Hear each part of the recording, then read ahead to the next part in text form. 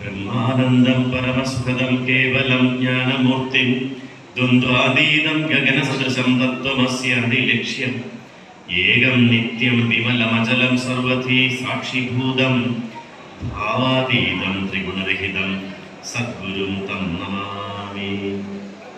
ശിവഗിരി ശിഖരാഗ്രേ ദിവ്യപദ്മാസനസ്ഥം വരദമഭയഹസ്തം പാപവിധ്വംസപാദം സുജനനികരസേവ്യം ചാരുകാരുണ്യനേത്രം കലികലുഷവിനാശം നൗമി നാരായണാഖ്യം. ഓം സഹനാവവതു സഹനൗ ഭുനക്തു സഹ വീര്യം കരവാവഹൈ തേജസ്വിനാവധീതമസ്തു മാ വിദ്വിഷാവഹൈ. ഓം ശാന്തി ശാന്തി ശാന്തി.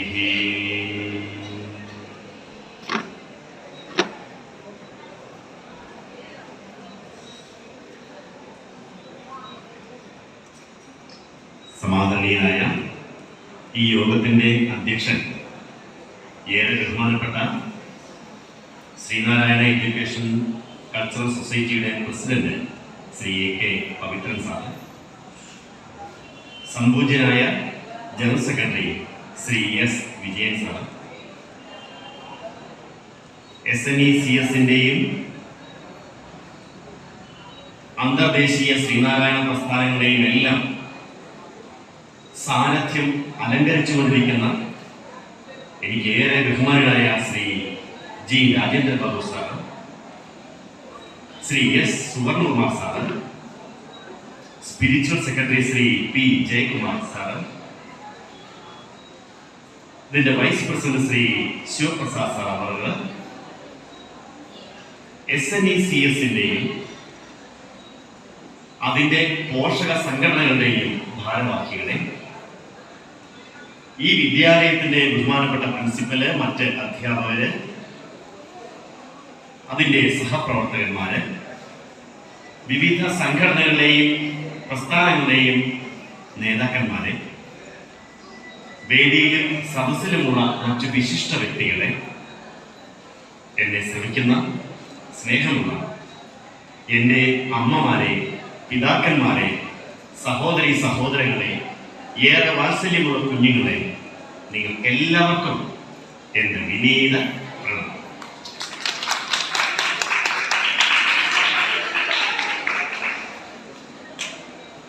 വളരെ സന്തോഷത്തോടു കൂടിയാണ്, ഹൃദയം നിറഞ്ഞ ചാരിതാർത്ഥ്യത്തോടു കൂടിയാണ് ഈ ത്രിസന്ധിയിൽ നിങ്ങളെ അഭിസംബോധന ചെയ്തുകൊണ്ട് ഞാൻ സംസാരിക്കുന്നത്. അതിന്റെ പ്രധാനപ്പെട്ട കാരണം എന്ന് പറയുന്നത്, ഒന്ന്, ഈ തെലങ്കാനയുടെ മണ്ണിൽ ആദ്യമായിട്ടാണ് എനിക്ക് വരാൻ സാധിച്ചത് എന്നുള്ളത് തന്നെയാണ്. ഗുരുവിന്റെ പേരിൽ ലോകമെമ്പാടുമുള്ള ധാരാളം പ്രസ്ഥാനങ്ങൾ നിലനിൽക്കുന്നു എന്നും അവയെല്ലാം അഭിമാനത്തോടെ പ്രവർത്തിക്കുന്നു എന്നുള്ളതും നമ്മളിൽ ഉണ്ടാക്കുന്ന സന്തോഷവും അഭിമാനവും ഒരു ചെറിയ കാര്യമല്ല. അങ്ങനെ തികച്ചും അവിചാരിതമായിട്ട്, ഒരു പക്ഷെ ഇങ്ങോട്ടാണ് എന്ന് വിചാരിക്കാതെയാണ് ഞാൻ ഇവിടെ എത്തിച്ചേർന്നത്. ഗുരു എന്നെ എത്തിച്ചു എന്ന് പറയുന്നതായിരിക്കും അതിന്റെ ശരി എന്ന് പറയുന്നത്. അപ്പൊ ഇവിടെ വന്ന് കഴിഞ്ഞപ്പോൾ ഈ വിദ്യാലയം, ഇതിന്റെ പരിസരം, ഇതിന്റെ വളർച്ച, ഇതൊക്കെ നേരിട്ട് കാണാൻ സാധിക്കുമ്പോഴാണ് നമ്മൾ മനസ്സിലാക്കുന്നത്, ഗുരു പറഞ്ഞ വിദ്യ കൊണ്ട് പ്രബുദ്ധരാവുക എന്ന ആ മഹത്തായ സന്ദേശത്തെ ഏറ്റെടുത്തുകൊണ്ട് കുറെ ദശകങ്ങളായിട്ട് പ്രവർത്തിച്ചു വരുന്ന, ഏറ്റവും മാതൃകാപരമായി പ്രവർത്തിച്ചു വരുന്ന ഒരു സംഘടനയാണ് Sreenarayana education and cultural society എന്ന ഈ മഹത്തായ പ്രസ്ഥാനത്തിൽ നിന്ന് പറയുന്നത്. കൈയടിക്കണമെങ്കിൽ നിങ്ങൾക്ക് നന്നായിട്ട് കൈയടിക്കാൻ കേട്ടോ. കൈയടിക്കുന്ന ശക്തി കൂടെ. പ്രത്യേകിച്ച് നമ്മുടെ പ്രസ്ഥാനത്തെ കുറിച്ച്, ഈ ഒരു പ്രസ്ഥാനത്തെ കുറിച്ച് ഒരാൾ വിലയിരുത്തി സംസാരിക്കുമ്പോൾ കൈയടിക്ക് ശക്തിയാവുമ്പോൾ നല്ലതാണെന്ന് ഞാൻ വിചാരിക്കുന്നു. അല്ലെങ്കിൽ തന്നെ കൈയടികൾ നമുക്ക് എന്നും പ്രോത്സാഹനങ്ങളുമാണ്.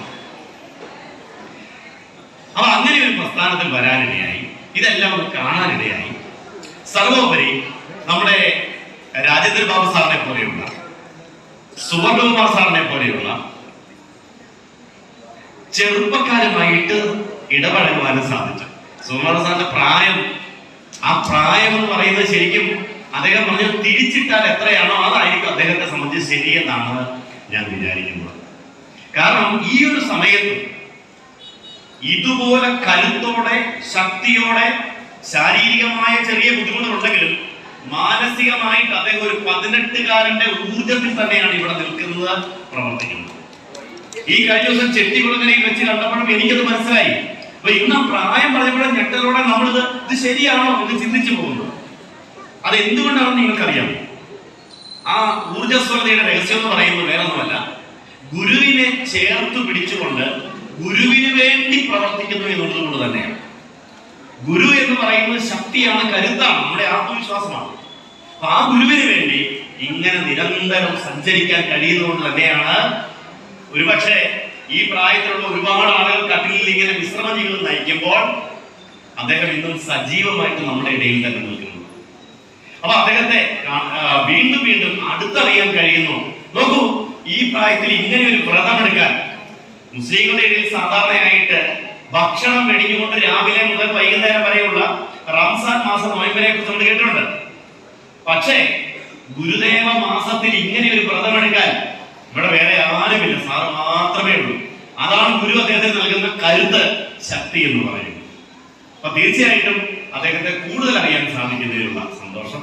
അതുപോലെ ഞാൻ രാജേന്ദ്രബാബു സാറുമായിട്ട് കുറേ നേരം സംസാരിച്ചു. നേരത്തെ എനിക്ക് പരിചയമുണ്ടെങ്കിൽ പോലും ഇവരൊക്കെ എന്താ പറയാ, ഗുരു തന്റെ ആയുസ്സും വപസ്സും ആത്മ തപസ്സും ബലിയർപ്പിച്ച് ഒരു സംഘടന, ഒരു സമൂഹത്തെ സൃഷ്ടിച്ചതുപോലെ തന്നെയാണ് അവരുടെയൊക്കെ ആയുസ്, വപസ്, അവരുടെ ജീവിതത്തിന്റെ എല്ലാ കർമ്മ പദ്ധതികളും ഇതിനു വേണ്ടി മാറ്റിവെച്ചപ്പോഴാണ് ഈ സംഘടന ഇങ്ങനെയൊക്കെ ആയി മാറിയത്.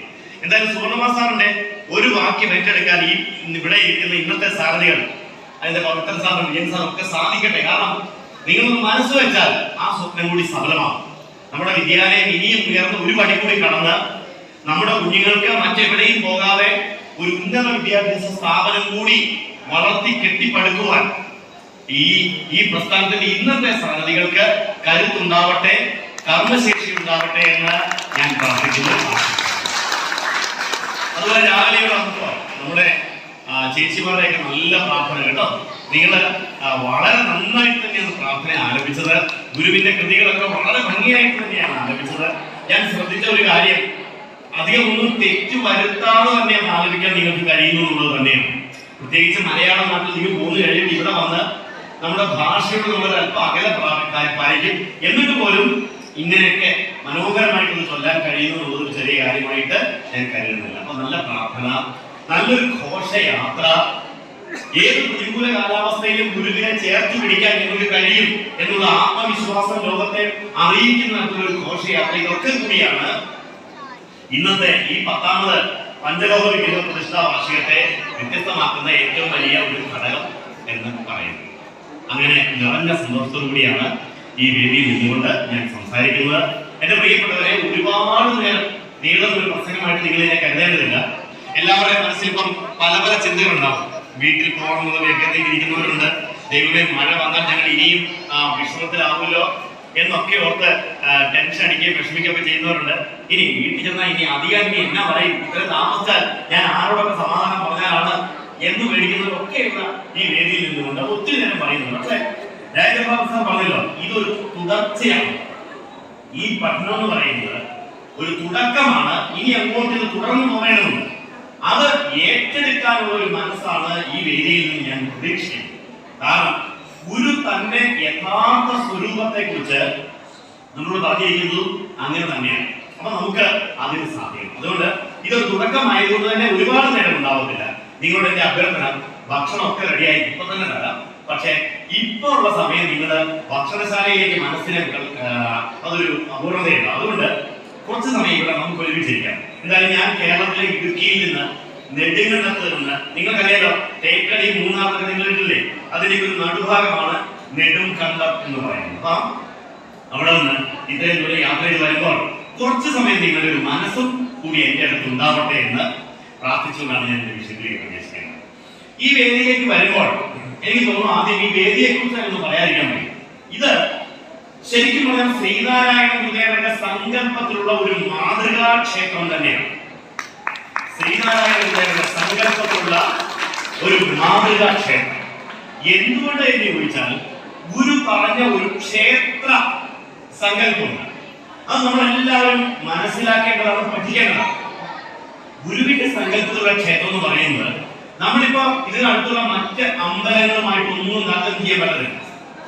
ഗുരുവിന്റെ ആ അമ്പല വിചാരം എന്ന് പറയുന്നത് തന്നെ നമ്മളെ ഓരോരുത്തരെയും ഉയർത്തുവാനും വളർത്തുവാനും നന്നാക്കുവാനും വേണ്ടിയുള്ള ഒന്നാണ്. എന്ന് പറഞ്ഞാൽ ഒരു സമൂഹത്തെ എങ്ങനെയാണ് നന്നാക്കേണ്ടത്, എങ്ങനെയാണ് ഉയർത്തിക്കൊണ്ട് വരേണ്ടത്, അതിന്റെ ആണിക്കല്ലുകളായിട്ടാണ് ഗുരു അമ്പലങ്ങളെ അഥവാ ക്ഷേത്രങ്ങളെ വിധാനിച്ചിരിക്കുന്നത്, സ്ഥാപിച്ചിരിക്കുന്നത്. നമ്മളൊക്കെ ജീവിക്കുന്നത് എന്തിനു വേണ്ടിയാണ്? നമ്മളൊക്കെ ജീവിക്കുന്നത് എന്തിനു വേണ്ടിയാണ്? മനസ്സമാധാനത്തോടെയും സന്തോഷത്തോടെയും ദൈവം തന്ന ആയുസ് പൂർത്തീകരിച്ച് ഇവിടെ നിന്ന് യാത്രയാവണം. അതല്ലേ എല്ലാവരും ലക്ഷ്യം പറയുന്നത്? നമ്മളെല്ലാവരും മക്കളെ പഠിപ്പിക്കുന്നത് എന്തിനു വേണ്ടിയാണ്? നിങ്ങളെല്ലാവരും കുഞ്ഞുങ്ങളെ പഠിപ്പിക്കുന്നത് എന്തിനു വേണ്ടി? നിങ്ങൾക്ക് എല്ലാവർക്കും മക്കളുണ്ടല്ലോ. മക്കളെ നിങ്ങൾ പഠിപ്പിക്കുന്നത് എന്തിനു വേണ്ടിയാണ്? എന്തിനു വേണ്ടിയാണ്? മക്കളോട് ചോദിച്ചാൽ അവര് പറയും എനിക്ക് പഠിച്ചാലാവണം. നിങ്ങളുടെ സ്കൂളിൽ ചോദിക്കാൻ വാട്ട് ഈസ് യുവർ അംബിഷൻ ചോദിച്ചാൽ എന്താ പറയാ? നിങ്ങളുടെയൊക്കെ മക്കൾ പറഞ്ഞത് എനിക്ക് ഡോക്ടർ ആവണം, എനിക്ക് എഞ്ചിനീയർ ആവണം, എനിക്ക് IAS ആവണം, IPS ആവണം. ഇല്ലേ? ഇങ്ങനെയല്ലേ നിങ്ങളെല്ലാവരും മക്കളോട് പറയാൻ പറഞ്ഞത്? അങ്ങനെയല്ലേ നിങ്ങൾ മക്കളെ പഠിപ്പിച്ചു വെച്ചിരിക്കുന്നത്? അതിനുവേണ്ടിയാണ് നിങ്ങളെല്ലാവരും കഷ്ടപ്പെടുന്നത്. ഇവിടെ ഇരിക്കുന്ന എല്ലാവരും കഷ്ടപ്പെടുന്നത് സ്വന്തം മക്കൾ ഒരു കര പറ്റി കാണണം. ശരിയോ തെറ്റോ? ശരിയോ തെറ്റോ? ആണ്. നിങ്ങളെല്ലാം പ്രാർത്ഥനയാണ് അല്ലേ? ഒരു കുഞ്ഞിനുണ്ടായി കഴിഞ്ഞാൽ ഒരമ്മയുടെ വയറ്റിൽ ഒരു കുഞ്ഞുണ്ടാകുമ്പോൾ അതാണോ പെണ്ണോ എന്നുപോലും അറിയുന്നതിന് മുൻപ് ആ അമ്മ പ്രാർത്ഥിക്കുന്നത് എന്റെ കുഞ്ഞിന് കുഴപ്പമൊന്നും ഉണ്ടാവരുതേ, എന്റെ കുഞ്ഞിന് നല്ല ശരീരശക്തിയും ബലവും ആരോഗ്യം ഉണ്ടാവണേ, എന്റെ കുഞ്ഞിന് ദീർഘായുസ് ഉണ്ടാവണേ, എനിക്കല്ലേ നിങ്ങൾ പ്രാർത്ഥിച്ചത്? അതെയോ? അതെ. ഗുരുദേവൻ പറഞ്ഞു, ഗുരുദേവൻ ഈ വയറ്റിൽ കിടക്കുന്ന ഒരു കുഞ്ഞ് 9 മാസം അല്ലെ? നിങ്ങളൊക്കെ ഇടയ്ക്ക് പിള്ളേരുടെ ഒരു കണക്ക് പറയാറില്ലേ? നിന്നെയൊക്കെ 10 മാസം 10 ആരും ചോദിച്ചില്ല, അതൊന്നും വേണ്ട, ഗർഭകാലമൊന്നുമില്ല. 9 മാസം ഏകദേശം 9 ദിവസം കൂടെ ചേരുമ്പോ കൊച്ചിങ്ങോട്ട് വരും. എന്നിട്ട് നമ്മൾ കുട്ടിയെ പറയുന്നത് എന്താണ്? എത്ര 10 മാസം അപ്പൊ 10 മാസക്കാലം അങ്ങനെ ശരി. ആ 10 മാസക്കാലം വയറ്റിൽ കിടക്കുന്ന ആ കുഞ്ഞ് പുറത്തേക്ക് വന്നു കഴിയുമ്പോൾ ആ കുഞ്ഞ് ആദ്യമായിട്ട് നന്ദി പറയണം. ആദ്യമായിട്ട് നന്ദി പറയണം. ആരോട് നന്ദി പറയണം? അമ്മയോടല്ല, അച്ഛനോടുമല്ല. ഈ 10 മാസക്കാലം ഉദരത്തിൽ കിടന്ന സമയത്ത് അതിന്റെ കൂടെ ആരെങ്കിലും ഉണ്ടായിരുന്നോ? നോക്കി, നമ്മളൊക്കെ ഒരു അമ്മയുടെ ഗർഭപാത്രത്തിൽ കിടന്നതല്ലേ? ആ അമ്മയുടെ ഗർഭപാത്രത്തിൽ ആ ഇരുട്ടറയിൽ അല്ലെ? ആ ഇരുട്ടറയിൽ കിടക്കുമ്പോൾ നമുക്ക് ആരാ ഭക്ഷണം എത്തിച്ച്? നമുക്ക് ആരാ പ്രാണവായുവിനെ തന്നത്? ഇപ്പൊ ഇവിടെ വന്നപ്പോ നിങ്ങളുടെ മൂക്കിൽ 1 മിനിറ്റ് വായു കിട്ടിയില്ലെങ്കിൽ നമ്മൾ മരിച്ചു പോകും. അപ്പൊ ആ 10 മാസം നമ്മുടെ മൂക്കിലൂടെ പ്രാണവായു എത്തിയത് എങ്ങനെയാണ്? നമുക്ക് ഈ ശരീരവും ഈ മനസ്സും ഇന്നിപ്പോ ഇവിടെ വന്നപ്പോ നിങ്ങൾക്കുള്ള എല്ലാം ആ ഉദരത്തിനുള്ളിൽ വെച്ച് തന്ന് നമ്മളെ കാത്തു പരിപാലിച്ച ആരായിരുന്നു? അമ്മയ്ക്ക് ഇങ്ങനെ നിൽക്കാനേ പറ്റുള്ളൂ. ശരിയല്ലേ? ഗർഭിണിയായി കഴിഞ്ഞാൽ അമ്മമാരുടെ ഇങ്ങനെ നിങ്ങൾക്ക് നടക്കാനോ എടുക്കാനോ പറ്റത്തുള്ളൂ, നെടുവിൽപ്പെടാനേ പറ്റത്തുള്ളൂ. ആ അമ്മയുടെ ഉദരത്തിൽ കിടക്കുന്ന, അതിനുള്ളിൽ കിടക്കുന്ന കുഞ്ഞിനെ അതിനൊരു തലവേദന വന്നാൽ, ഒരു വയ്യായ്ക വന്നാൽ, ഒരു ബുദ്ധിമുട്ട് വന്നാൽ ആ കുഞ്ഞിനെ ആര് പരിചരിച്ചു? ആര് നോക്കി? ഇവിടെ വന്നു കഴിയുമ്പോൾ നിങ്ങൾ ഒന്ന് ഓർത്ത് നോക്കി, ഒരു കൊച്ചു ജനിച്ചു കഴിഞ്ഞാൽ എത്ര നാളാണ് നിങ്ങൾ ഓർത്തോളച്ച് നോക്കിയിരിക്കുന്നത്? ശരിയല്ലേ? അതിന് വിശക്കുന്നുണ്ടോ, പിള്ളേരുടെ കാര്യത്തെ എന്തിനാണെന്ന് അറിയത്തില്ല. അതിനെയൊക്കെ പരിപാലിക്കുന്ന ഒരു അമ്മ അനുഭവിച്ച ത്യാഗം. അങ്ങനെയാണെങ്കിൽ ആ കുഞ്ഞ് 10 മാസം വളർച്ച എത്തിയിട്ടാണ് നിങ്ങളുടെ കയ്യിലേക്ക് വന്നത്. ആ വളർച്ച എത്തുന്നതിന് മുൻപൊരു ഘട്ടത്തിൽ ആ കുഞ്ഞിനെ നോക്കിയവൻ ആരാണ്? ആ കുഞ്ഞിനെ വളർത്തിയവൻ ആരാണ്? അവനാണ് ദൈവം എന്ന് പറയുന്നത്. ആ ദൈവത്തോട് ആണ് ഒരു കുട്ടി ആദ്യമായി നന്ദി പറയേണ്ടത്. ആ നന്ദി പറയാൻ വേണ്ടി ഗുരു എഴുതുന്ന ഒരു പ്രാർത്ഥനയുണ്ട്, പിണ്ട നന്ദി എന്ന് പറയും. കേട്ടിട്ടുണ്ടോ? പിണ്ട പ്രാർത്ഥന നമ്മളെല്ലാവരും എന്നും അത് ചൊല്ലണം. എന്തിനാ? നമുക്കൊക്കെ ഇന്ന് വരെ ഒരു പോറ പോലും കേൾക്കാതെ ഇവിടെ ഇരിക്കുന്നില്ലേ? സാരമില്ലേ? ഈ പ്രായത്തിലും ഇവിടെ ഇങ്ങനെ ഇരിക്കുന്നില്ലേ? ആരുടെ കാരുണ്യം? ആ ഗർഭാവസ്ഥയിൽ കിടക്കുന്ന സമയം തൊട്ട് ഈ സമയം വരെ കണ്ണിമ ചിമ്മാതെ നമ്മളെ കാത്ത ആ തമ്പുരാന്റെ കാരുണ്യം, തമ്പുരാനാണ് ഉപയോഗിക്കുന്നത്. തമ്പുരാൻ, തന്റെ പുരത്തിന്റെ നാഥൻ, ആ തമ്പുരാന് നന്ദി പറഞ്ഞ പ്രാർത്ഥനയാണ് പിന്തുടർന്ന്. കേട്ടോ, ഗർഭത്തിൽ വച്ചു ഭഗവാൻ. കേട്ടോ, ഗർഭപാത്രത്തിൽ ഗർഭത്തിൽ വച്ചു ഭഗവാൻ അടിയന്റെ പിണ്ഡം എപ്പേരും അൻപൊടു വളർത്ത കൃപാലുവല്ലി. അങ്ങ് എന്തു കാരുണ്യവാനാണ്. എന്നെ അവിടുന്ന് അമ്മയുടെ ഗർഭപാത്രത്തിൽ വെച്ച് വളർത്തിയില്ലേ. അതുകൊണ്ട് എന്റെ ഭഗവാനെ, എന്റെ ദൈവമേ, കൽപ്പിച്ച പോലെ വരും, നീ കൽപ്പിച്ചതുപോലെ വരട്ടെ എന്ന് നിനച്ച് കണ്ടിട്ട് അർപ്പിച്ചിടുന്നടിയനൊക്കെയും അങ്ങ് ശംഭോ. ഒരു യഥാർത്ഥ പ്രാർത്ഥനയാണ് എന്ന് പറഞ്ഞാൽ, ഇപ്പൊ നമ്മുടെ പ്രാർത്ഥന എങ്ങനെയാണ്? ഇപ്പൊ ഇവിടെ നമ്മൾ ഗുരുകുലത്തിൽ പോയല്ലോ, നിങ്ങളൊന്ന് പ്രാർത്ഥിച്ചല്ലോ. ഇന്നെങ്ങനെയാ പ്രാർത്ഥിച്ചേ? ദൈവമേ, നിന്റെ കൽപ്പന, നിന്റെ ഇഷ്ടം നടക്കട്ടെ എന്നാണോ, അതോ എന്റെ ഇഷ്ടം ഇതാണ്? എന്തൊക്കെയാണ്? എന്റെ കൊച്ചു പരീക്ഷ എഴുതിയിരിക്കുകയാണ്, അത് നല്ല മാർക്ക് മേടിച്ചു കൊടുക്കണം. കൊച്ചൊരു പഠിച്ചിട്ടില്ല, എന്നാലും ഇനി ഭഗവാന്റെ പണിയാണല്ലോ, അതൊക്കെ മേടിച്ചു കൊടുക്കണം. പിന്നെ എനിക്ക് ഇച്ചിരി രോഗങ്ങൾ വയ്യായിക തുടങ്ങിയിട്ടുണ്ട്, അതൊക്കെ മാറ്റിത്തരണം. പിന്നെ കെട്ടിയുടെ ജോലി പോയിട്ടിരിക്കുകയാണ്, അയാൾക്ക് പണി ശരിയാക്കി കൊടുക്കണം. എന്തെല്ലാം കാര്യങ്ങളാണ്. പക്ഷെ ഗുരു പറയുന്നു, നമ്മളൊന്നും പ്രാർത്ഥിക്കാത്ത ഒരു കാലഘട്ടത്തിൽ, അരച്ചോണെ, നമുക്കൊരു നാവോ പല്ലോ ചുണ്ടോ പോലും ഉണ്ടാവാത്ത ഒരു കാലഘട്ടത്തിൽ നമ്മുടെ പ്രാർത്ഥനകളെ ഒന്നും ചോദിക്കാതെ തന്നെ എല്ലാം തന്നത് ദൈവമുണ്ട്. ഉണ്ടോ ഇല്ലയോ? ഉണ്ട്. നിങ്ങൾ ആരും ആവശ്യപ്പെടാതെ ഇവിടെ വന്നപ്പോഴാണ് നമ്മളെല്ലാം എനിക്ക് ഇന്ന കാര്യങ്ങളൊക്കെ ചെയ്തു തരുവാണെങ്കിൽ അടുത്ത അമ്പലത്തിൽ വരുമ്പോ ഒരു കടും പായസം നേർച്ച, ഒരു കൂട്ടുപായസം ആണോ അല്ലയോ? അവിടെ എപ്പോഴും നമ്മളൊരു എഗ്രിമെന്റ് വയ്ക്കും. എന്താണ്? എന്റെ കാര്യങ്ങൾ നടത്തി തരുവാണെങ്കിൽ ഞാൻ നിന്റെ കാര്യം നടത്തരാം, ആണോ അല്ലയോ? അത് ഭക്തിയല്ല, അത് കച്ചവടമാണ്. കാരണം ആ ഡയലോഗ് എന്തിനാണ് കൂട്ടിച്ചേർന്നറിയാമോ? നടത്തി കിട്ടിയില്ലെങ്കിൽ പൈസ വേണ്ട കാര്യമൊന്നുമില്ലല്ലോ. ശരിയല്ലേ? നടത്തി കിട്ടിയില്ലെങ്കിൽ കടുംപായസം കുടിക്കാനുള്ള പുതിയൊക്കെ മനസ്സിൽ വിട്ട് നടത്തി തേച്ചാൽ മതി. അപ്പൊ നമ്മൾ എപ്പോഴും പറയും, ഇത് നടത്തി തരൂ, എന്നാൽ ഞാൻ അങ്ങോട്ട് ചില കാര്യങ്ങൾ ചെയ്തു തരാം. പക്ഷെ അവിടെ ഗുരു പറയാണ്, ഞാൻ ഒന്നും ആവശ്യപ്പെടാതെ എല്ലാം തന്നില്ലേ, അതുകൊണ്ട് നിന്റെ കൽപ്പന പോലെ വരട്ടെ. ഇതാണ് കേട്ടോ യഥാർത്ഥ പ്രാർത്ഥന. നിന്റെ കൽപ്പന പോലെ വരട്ടെ. അങ്ങനെ ഗർഭാവസ്ഥ മുതൽ ഇന്ന് ഈ നിമിഷം വരെ നമ്മളെ കാത്തു പരിപാലിച്ച ആ ദൈവത്തോട് നന്ദി പറച്ചിലാണ് നമ്മുടെ ജീവിതം എന്ന് പറയുന്നത്. ആ ദൈവത്തോടുള്ള നന്ദി പ്രകടനങ്ങളാവണം നമ്മുടെ ജീവിതത്തിലെ ഓരോ കർമ്മങ്ങളും എന്ന് പറയുന്നത്. അതാണ് യഥാർത്ഥ സാധകൻ, യഥാർത്ഥ വിശ്വാസി, അല്ലെങ്കിൽ യഥാർത്ഥ ഭക്തൻ എന്ന് പറയുന്നത്.